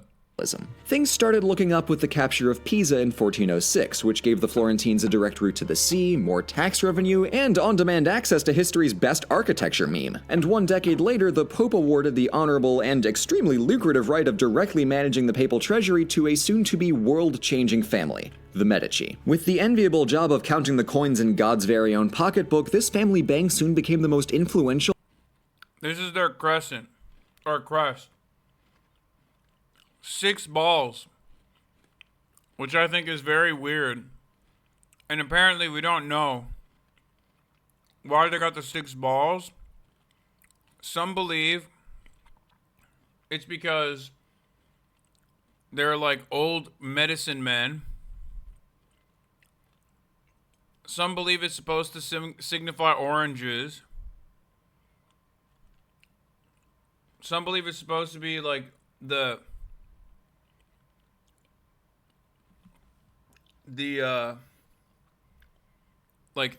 impact of what it looks like after you like suck out poison. Ironic. You stole that from Anne? No, I stole that from Anne and the tour guide guy. And then the other is the other antiquated belief, which is probably not real. No, it's not from Dragon Ball Z, man. And it's not a spicy meatball. I don't know. Some, like, fucking ancient guy fought a monster who also happened to be a mountain in Italy. And then the monster had a 6-headed, like, a club. And then when he slammed into the shield, that was the impact crater. And well-funded in Italy. But the Medici, and the young Cosimo especially, had a uniquely ancient view of wealth, seeing it as a means to glorify both God and Florence through great public works rather than something to hoard in a bank vault swimming pool. Don't get me wrong, these guys lived large and made it known, but they had a refreshingly patriotic attitude towards their wealth and felt a moral responsibility to spend it on Florence's greatness through cultural patronage. Yeah. Sure. I mean, it's in comparison to like their contemporaries, their counterparts, not contemporaries. Sure. But like looking at it from now, looking at it with my eyes currently, I'm like, these motherfuckers were not benevolent. For instance, the Duomo wasn't just going to build itself after a century spent domeless, so the Medici financed its completion under the genius architect Filippo Brunelleschi. He invented radical new construction equipment and applied some straight-up wizardry to implement a self-reinforcing double dome, and without going off on a massive tangent, I'd say the results speak for themselves. Good dome. Meanwhile, our boy Cosimo returned from a brief year in exile in 1434 to effectively become the leading citizen of Florence. He didn't fully upend the Republic, but he pulled an Augustus and got really good at encouraging the guilds to appoint agreeable priory to the Signoria. Legal? Yes, but still pretty dubious. But with the funds of the Medici Bank in one hand and the reins of Florence in the other, Cosimo put everything that he had into the care of the city. From public buildings to privately commissioning artists like Donatello to even funding and stocking a public library to make the city's knowledge accessible accessible to all. Cosimo loved the classics, and he even had a chief book scout who went on trips to the Eastern Mediterranean to bring back rare ancient manuscripts from the Greek and Islamic worlds. Cosimo was a Their PR was crazy, and they passed down a history of some enlightened people, but we all know they were just some rich motherfuckers playing Monopoly in Tuscany. I mean, yeah, but I guess they did advance history quite a bit by doing this shit. It might have been a flex nuts type situation, but like, they did do a lot for the arts. pretty cool cat, but his grandson Lorenzo took all this Renaissance-y business up to 11. He threw money at artists like Michelangelo, Leonardo da Vinci, and Sandro Botticelli, whose combined talents included painting, drawing, sculpture, architecture, anatomy, and also tanks. Everything Cosimo did, Lorenzo did shinier, and only enhanced Florence's reputation as the place to go for long-lost knowledge and groundbreaking art. The Florentine Renaissance wasn't just about picking up ancient Greco-Roman ideas after a millennium hiatus, but it was a continuation of what Dante had started, of applying ancient culture to a medieval Christian context with a deep focus on individual expression. This wasn't just a rebirth, this was radically new. See, I'm only biased towards liking Florence so much because I'm right. But for all his splendor, Lorenzo's Florence was not without trouble. Half a decade after a mining debacle in Volterra led to the city getting sacked, some conspirators in and around Florence decided that all that Medici banking money would feel a lot better clinking around in their pockets instead. The Pazzi family had already buddied up with Pope Sixtus and swiped the rights to manage the papal treasury, so the next Fuck these homies, dude. Fuck the Patsies, dude. All my homies hate the Patsy family. You know what I'm saying? logical step was to assassinate Lorenzo and his brother Giuliano and basically coup their way into ruling Florence. We've all had that thought, right? They'd wanted to kill them both simultaneously during RIP, I resubbed, but I didn't refresh, so I got clapped for posting a link. Yeah, but at least you won't see the top of the hour ad break right now. Because at the top of the hour, there's a 3-minute ad break. And if you no longer want to see those ads, all you need to do is subscribe for $5. Or for free with a Twitch Prime. Or by getting gifted a sub from 34MKD50.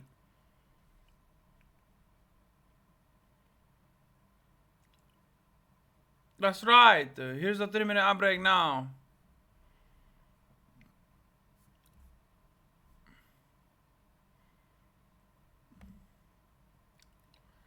$34MKD50. He is one of my wealthy patrons. I am like his Michelangelo. And by that I mean gay as fuck.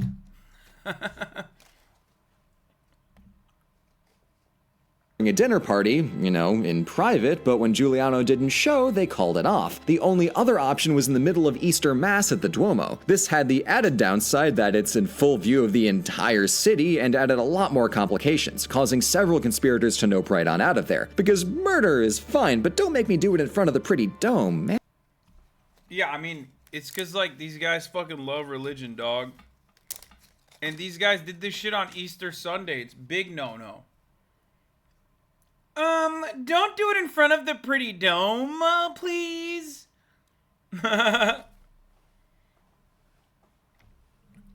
in front of the dome, thank you. No, but like literally. Apparently their tell to pull out the swords was waiting for the priest to put the cross up like this. And then they were like, oh, it's a time. It's a time for the spicy meatball. A time to kill these Medici bastards. Which they did. Except they failed to kill one of them. And Giuliano was killed, but Lorenzo survived on pure rage and proceeded to purge every trace of the Pazzi and their supporters from the city, confiscating all of their assets as an extra FU. Lorenzo significantly tightened his grip on Florence in the decade following the Pazzi conspiracy, but the power of the Medici began to wane, with their biggest revenue source being soured on account of all that attempted murder. But even with all this conspiratorial turmoil, Florence was starting to have an outsized impact beyond its Tuscan hills, via coinage, language, and all that sweet, sweet art. The gold florin of the Medici Bank became the standard currency across Italy and parts of Europe, and where florins went, Tuscan followed. This dialect was already well regarded in Italy because of Dante, Petrarch, and Boccaccio, but it became a lingua franca because of the far-reaching mercantile influence of the Medici. And soon other cities wanted in on the artistic action as well, so Leonardo got hired by Milan and Michelangelo went to Rome to go paint a pretty roof. When 99% of the Renaissance belongs to 1% of the Italians, we gotta redistribute that, you know? After Lorenzo's death in 1492, the incompetence of his first son Piero got the entire Medici family exiled, and into this power vacuum steps Girolamo Savonarola, a friar with a very particular attitude towards Florence's Renaissance splendor. Burn it down. Savonarola's bonfire of the Van- Right. You are a fake. Art is a bourgeois decadence. It is too vain. We have moved too far away from God. Vanities claimed countless artistic treasures in the name of restoring Florence to moral purity, and even the artist Botticelli torched several of his paintings and joined in Florence's collective swan dive back into the Dark Ages. 4 very long years later, Savonarola was burned to death by fed-up Florentines. It's like poetry. It rhymes. And for the next decade and a half, Florence was free of ruling families. In the eyes of one Niccolo Machiavelli, this was Florence in its truest republican form. To mark their newfound freedom, the Signoria commissioned the young Michelangelo to make what would become one of the city's greatest treasures, the David. Beyond being the most iconic work of classical realism, no biggie, this piece directly symbolized— Gay as hell, dog. Let me tell you something. This guy loved men. Okay? He loved the male body so much. I love that you are now on your Tradcath art. You could not... It's so funny to say this about me. I'm probably less pro-Catholic than I ever have been. I spent pretty much the first hour talking about how insane it is that Catholics just go dig up graves and like chop their fucking like saints into bits and then put it inside of like religious like shit that they build, basically. Like the dome has a golden dome. The Duomo has a golden dome on top of it. And apparently inside of that massive ass golden dome at the tippy top of the Duomo is St. John. And when I say St. John, I don't mean like oh, that's the rumor. Like, no, they got his bones in there, dog. They take these motherfuckers, they chop them up. I didn't know this. It's so crazy. Calm down, I love you was a joke. Car accident survivor podcasters are getting really angry right now. Yeah, like, well, I know you were, okay, let's say you were joking. But there are a lot of podcasters. Podcasters only do 2 different arcs. They either go, oh, I love NATO, and I'm going to assume every fucking liberal, pro-American foreign policy position possible, and spend the rest of my life shitting on, like, every fucking random Tom, Dick, and Harry that I consider to be more left than me because they're the worst problems in America. Or they do the fucking Tradcath shit where they're like, actually, I'm leftist but transphobic because the real working class is transphobic and racist. And then they just become straight up racist. And then they convert to Catholicism for some reason. So yeah, when you make that joke, I'm like, okay, chill, dog. That's not me, okay? Calm down. Florence's place in the world, as a small player in a field of giants like France, Germany, and the Papal States. But, like David, while Tuscany may have been small, it was far from weak. Ultimately, the Medici weren't out of the picture for too long because Italy became the battleground for Europe's big fancy empires, and in 1512 the Medici were forcibly reinstated as de facto monarchs. People like Machiavelli weren't very thrilled about this, but people like Machiavelli were also tortured into keeping their mouths shut. During their brief exile, the Medici were busy in the Vatican, and soon weaseled themselves into the papacy on 2 occasions, first with Leo X and again with Clement VII. In 1532, Clement solidified his family's hold on Florence by appointing Cosimo I as Duke of Florence, officially swapping the republic with a hereditary monarchy. For the next 2 centuries, Medici dukes ruled over all of Tuscany. Though the Republic was well and truly dead, and it had never been harder to openly criticize the Medici, Florence's prosperity and artistic excellence didn't miss a beat. Cosimo I politely confiscated the opulent palace of the Pitti family in 1549 and built some sweet new gardens around it. That's pretty tight too. The Pitti family, so they built like corridors.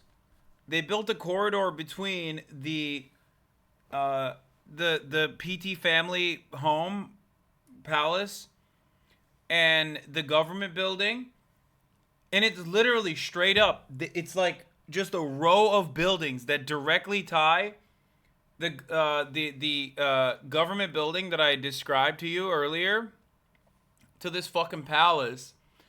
And then, but there's a river in between.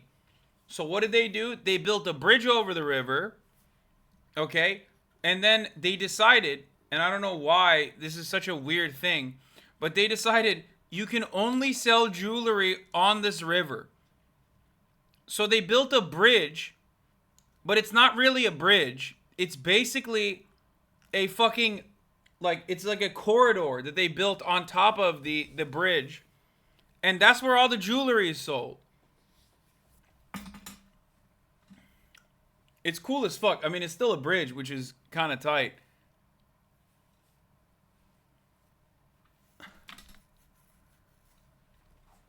Actually, they're copying that sentiment from Buddhist wanderers in India with bone relics as a whole lot of rituals. Okay, well, regardless, it's still kind of crazy.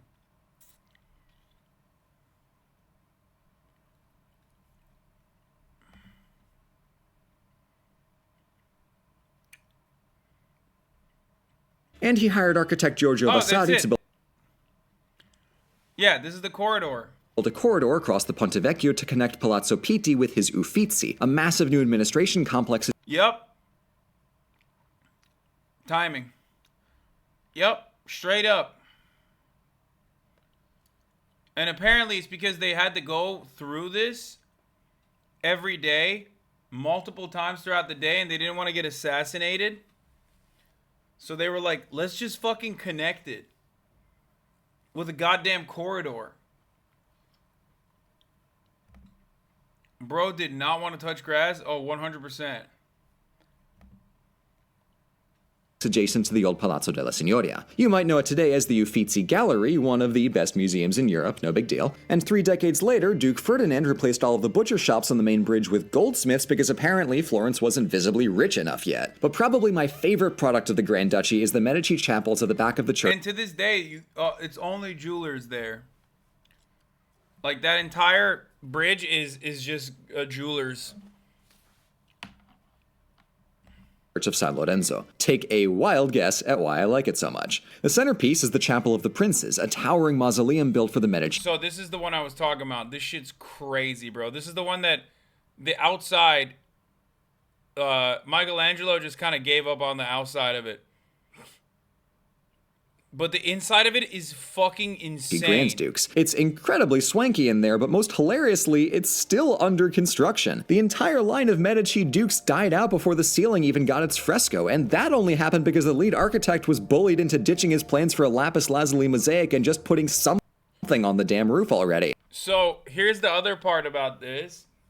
There's like tapestry inside of this thing that is literally not even painted. There's you can't see it in this photo. I took a photo of it. Oh, I think I posted it. Here, I'll show you. God, I'm teaching you guys so much about art history. It's fucking nuts. It's not fabric. No. No. It's a mosaic. Look at this shit. Stealing art? Yes. I stole from the Medici family by taking a photo. Here. Look at this. Look. This shit right here, what I'm pointing to with my mouse cursor, that right there, folks, apparently, that right there is not painted. Each individual piece, including the lapis lazuli that you can see here, the blue, okay, Each individual piece is not painted at all. Those are all, that's all fucking mosaic with rare stone. They painted this with stone, with gems. Okay?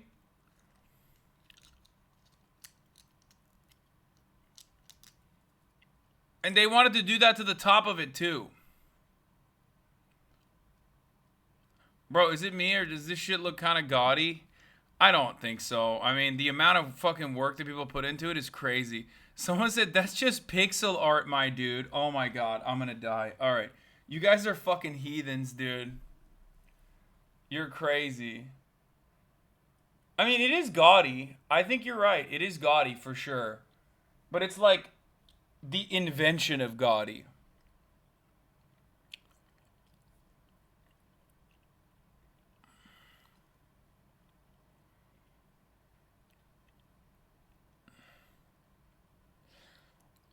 Anyway, a dying art. What's Gaudi? Antonio Gaudi, famous sculptor, and architect. I'm kidding. Well, he is an architect, but that's Gaudi is a word. It means like overly flashy. But also, Gaudi is a famous architect that constructed a shit ton of stuff in Barcelona. If you've ever been to Barcelona, you can tell by the fact that I'm saying Barcelona that I've been there. Okay, you 100% stole that from my name? Bro, my mother did not invent the history of art. She is but a mere art history professor. She did not invent art history. What the fuck is wrong with you? I am a little bit more learned on this subject matter as well. Yes, I learned a lot from her. But also, I have been to a lot of these places too. Oh my fucking god. Chat literally be like, dude, you're just stealing information from your doctor mom. She did invent me, that's true, technically. She did. It's such a weird thing to be like, wow, dude, I can't believe you're quoting basic art history shit.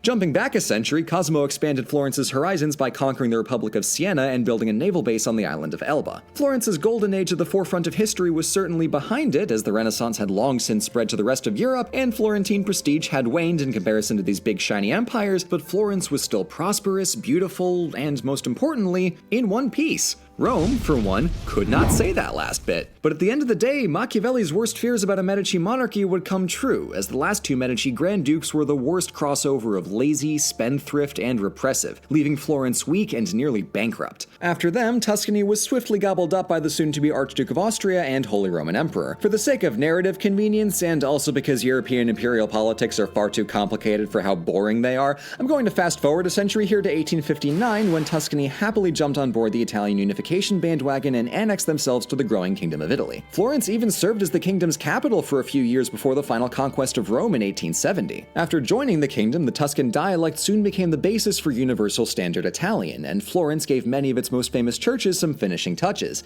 which is to say, the front. Yeah, so as it happens, Santa Maria Novella was the only major church to actually have a finished facade since the Renaissance. The Duomo was basically faceless until the 1800s. But now that it's actually done, I think it's a The only church that's still remaining as like faceless is the one with devoid of the facade, is the one that you saw the inside of. That's like crazy. really neat touch that the red, white, and green color scheme of the cathedral is a perfect Italian tricolor. Mwah! So, with all this history behind us, we've got to answer our starting question. Why did the Renaissance start in Florence? Well, if it started anywhere else, it wouldn't have been the Renaissance. This movement was about rediscovering the ancient world in service of humanism, and what Florence may have lacked in power compared to its neighbors, it more than made up for in its Yeah, classical knowledge was still widely circulated in Ireland, the Byzantine Empire, and the Muslim world, and Sicily and Venice were melting pots of Eastern and Western cultures during the earlier Middle Ages. Florence, however, fundamentally changed both the focus of arts and the system of its creation by basically taking all that and bringing it back to the fucking Western dogs. Rediscovering the classics. Firenze. The Medicis also famously brought to the Western world inventions such as the fork. These motherfuckers weren't using forks, dog. Think about that. That's why, like, at least I guess, like, being of Turkish background, it's like, I always have talked about here in America, at least to my American audience, about how, like, the Islamic Golden Age carried big time. Like, big time carried for a while when Europe was just, you know, not doing great. Rediscovering? You mean translating them from Arabic? Yeah. People. From the great Medici patrons to their multi-talented creators, Florentines worked together over the course of centuries to push the boundaries of what was considered possible. And in doing so, they made Florence the world's capital of artistry. And honestly, I don't think we should have expected any less for a city whose name literally means flourishing. Cosimo's Public Library brought valuable knowledge to the people of Florence, and if you too want direct access to a world of literature, then you may be interested in today's sponsor, Audible. With enough audiobooks to make even the most seasoned of Renaissance Florentine scholars faint, Audible is the #1 source for all of your literary listening needs. Let's say you're walking home from the store and you want something insightful to listen to. Well, boom, Audible. Maybe you're at home making some food and you want a little something to stimulate your mind as you watch the spaghetti boil? Ethical Reacts from fucking 5 years ago. This guy's Audible contract if you want to was learn run more, up a what you long gotta time do is ago. throw on this audiobook while playing through. Audible members who sign up get a credit for any audiobook completely free every month, as well as 2 free Audible originals per month and additional discounts in the store. And just in time for the holidays, Audible is offering a half-price deal for your first 3 months if you sign up with our link on audible.com/overly-sarcastic or text this link overly probably sarcastic doesn't to work anymore.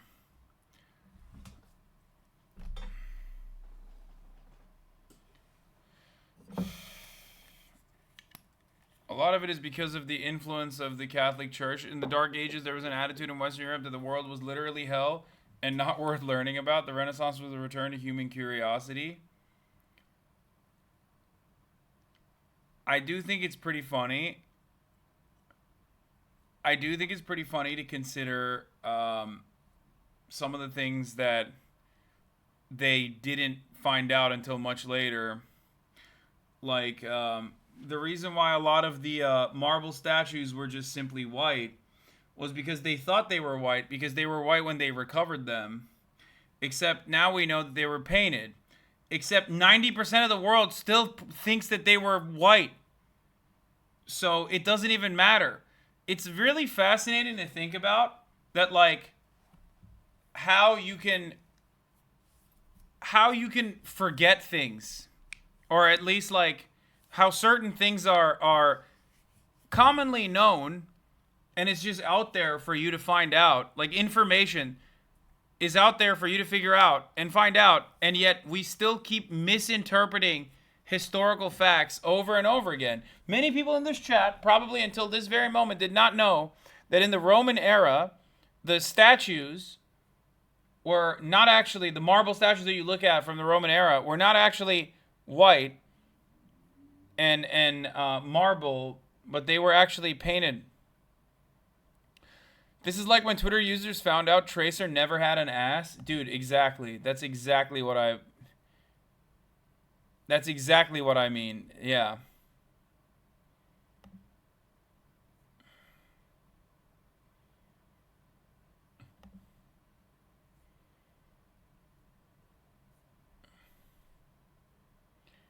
Warhammer figure painting really more Roman than museums? Yeah.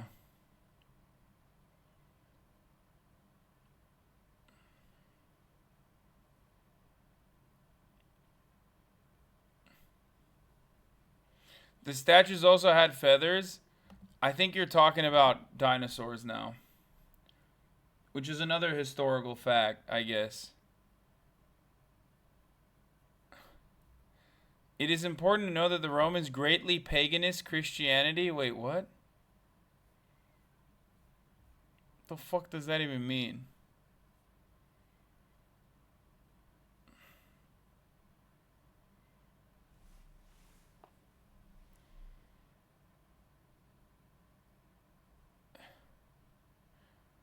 Did you go to the Leaning Tower and make that awkward pose holding it for a photo? No.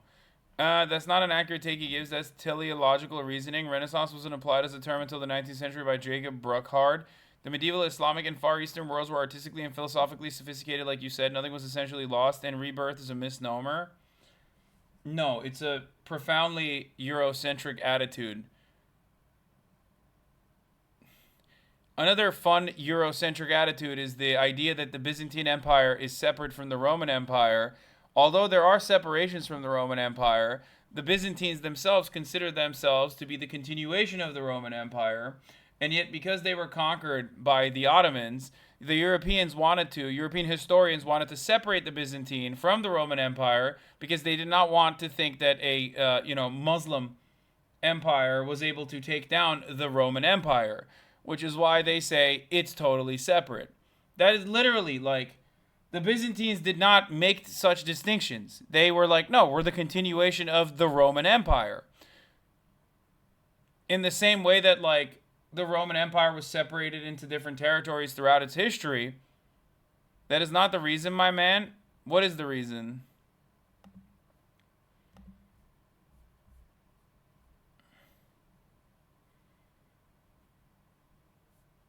Yeah, it's not. They called themselves Roman.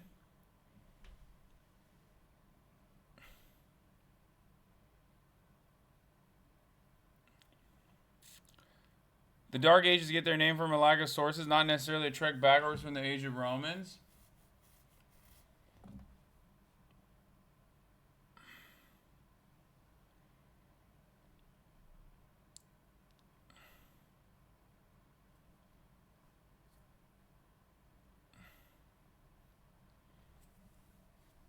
The split between Rome and Constantinople in 1054 AD, known as the Great Schism, was a combination of theological, political, and cultural differences that have been brewing for centuries. The primary theological issue was the question of the authority of the Pope in Rome. Yes, Orthodox Christians, the Byzantines were Orthodox Christians, whereas the Romans were Catholic, or I guess they were just Christians. However, once again, the religious differences do not account for the fact that they literally were they consider themselves to be Roman, and everyone around them considered themselves to be Roman.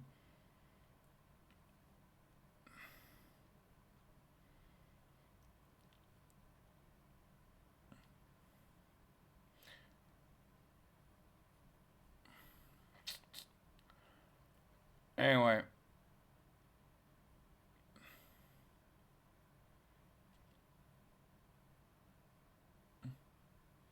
The Byzantines are just the reskin of the older Roman Switty.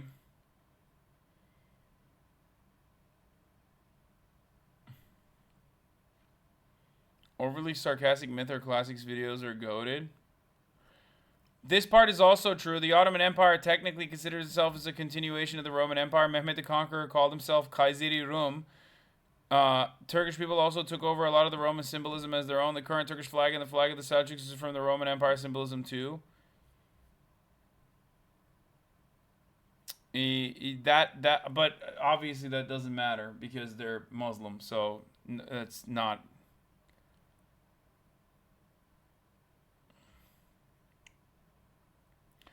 Have you been to that famous sandwich shop? I don't fucking know what famous sandwich shop you're referencing.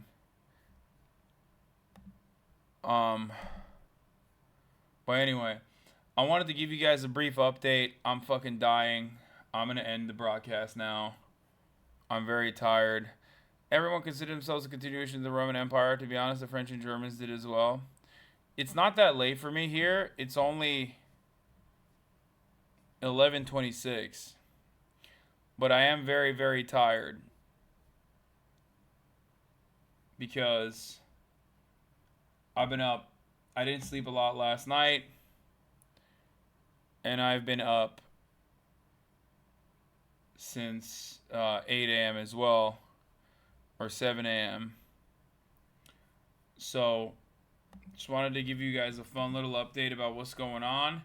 Hopefully tomorrow I'll have a longer stream with the IRL component in it as well. Maybe we'll get to go and try out the different gelato.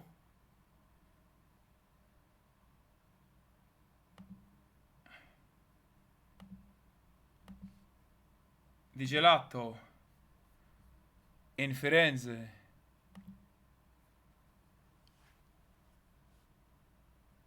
And do we have the pizza? Oh my god. What the fuck's going on? Why isn't this... You going to the Gucci store? I went to the Gucci store. I went to a bunch of different stores. I don't fit in the shit.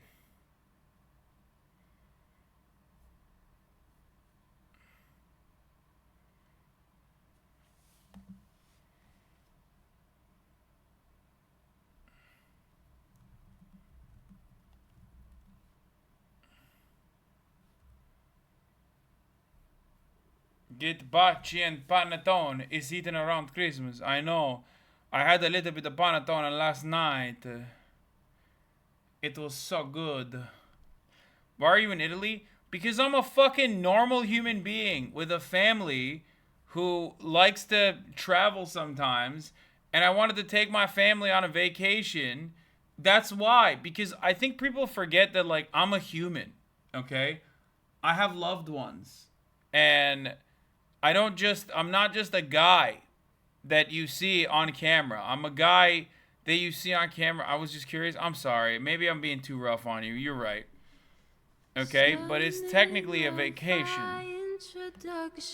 Anyway, love you guys, and I will see you tomorrow, okay? Peace, everybody. Peace from Italy. From Firenze. Bye-bye.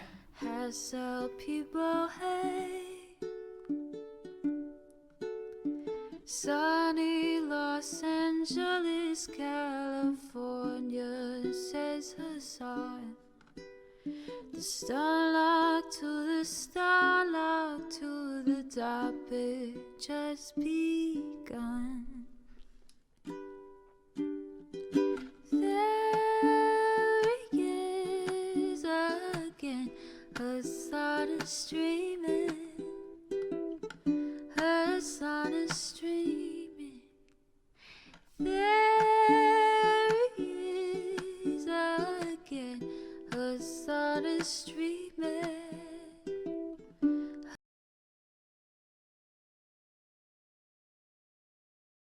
Hasan is streaming.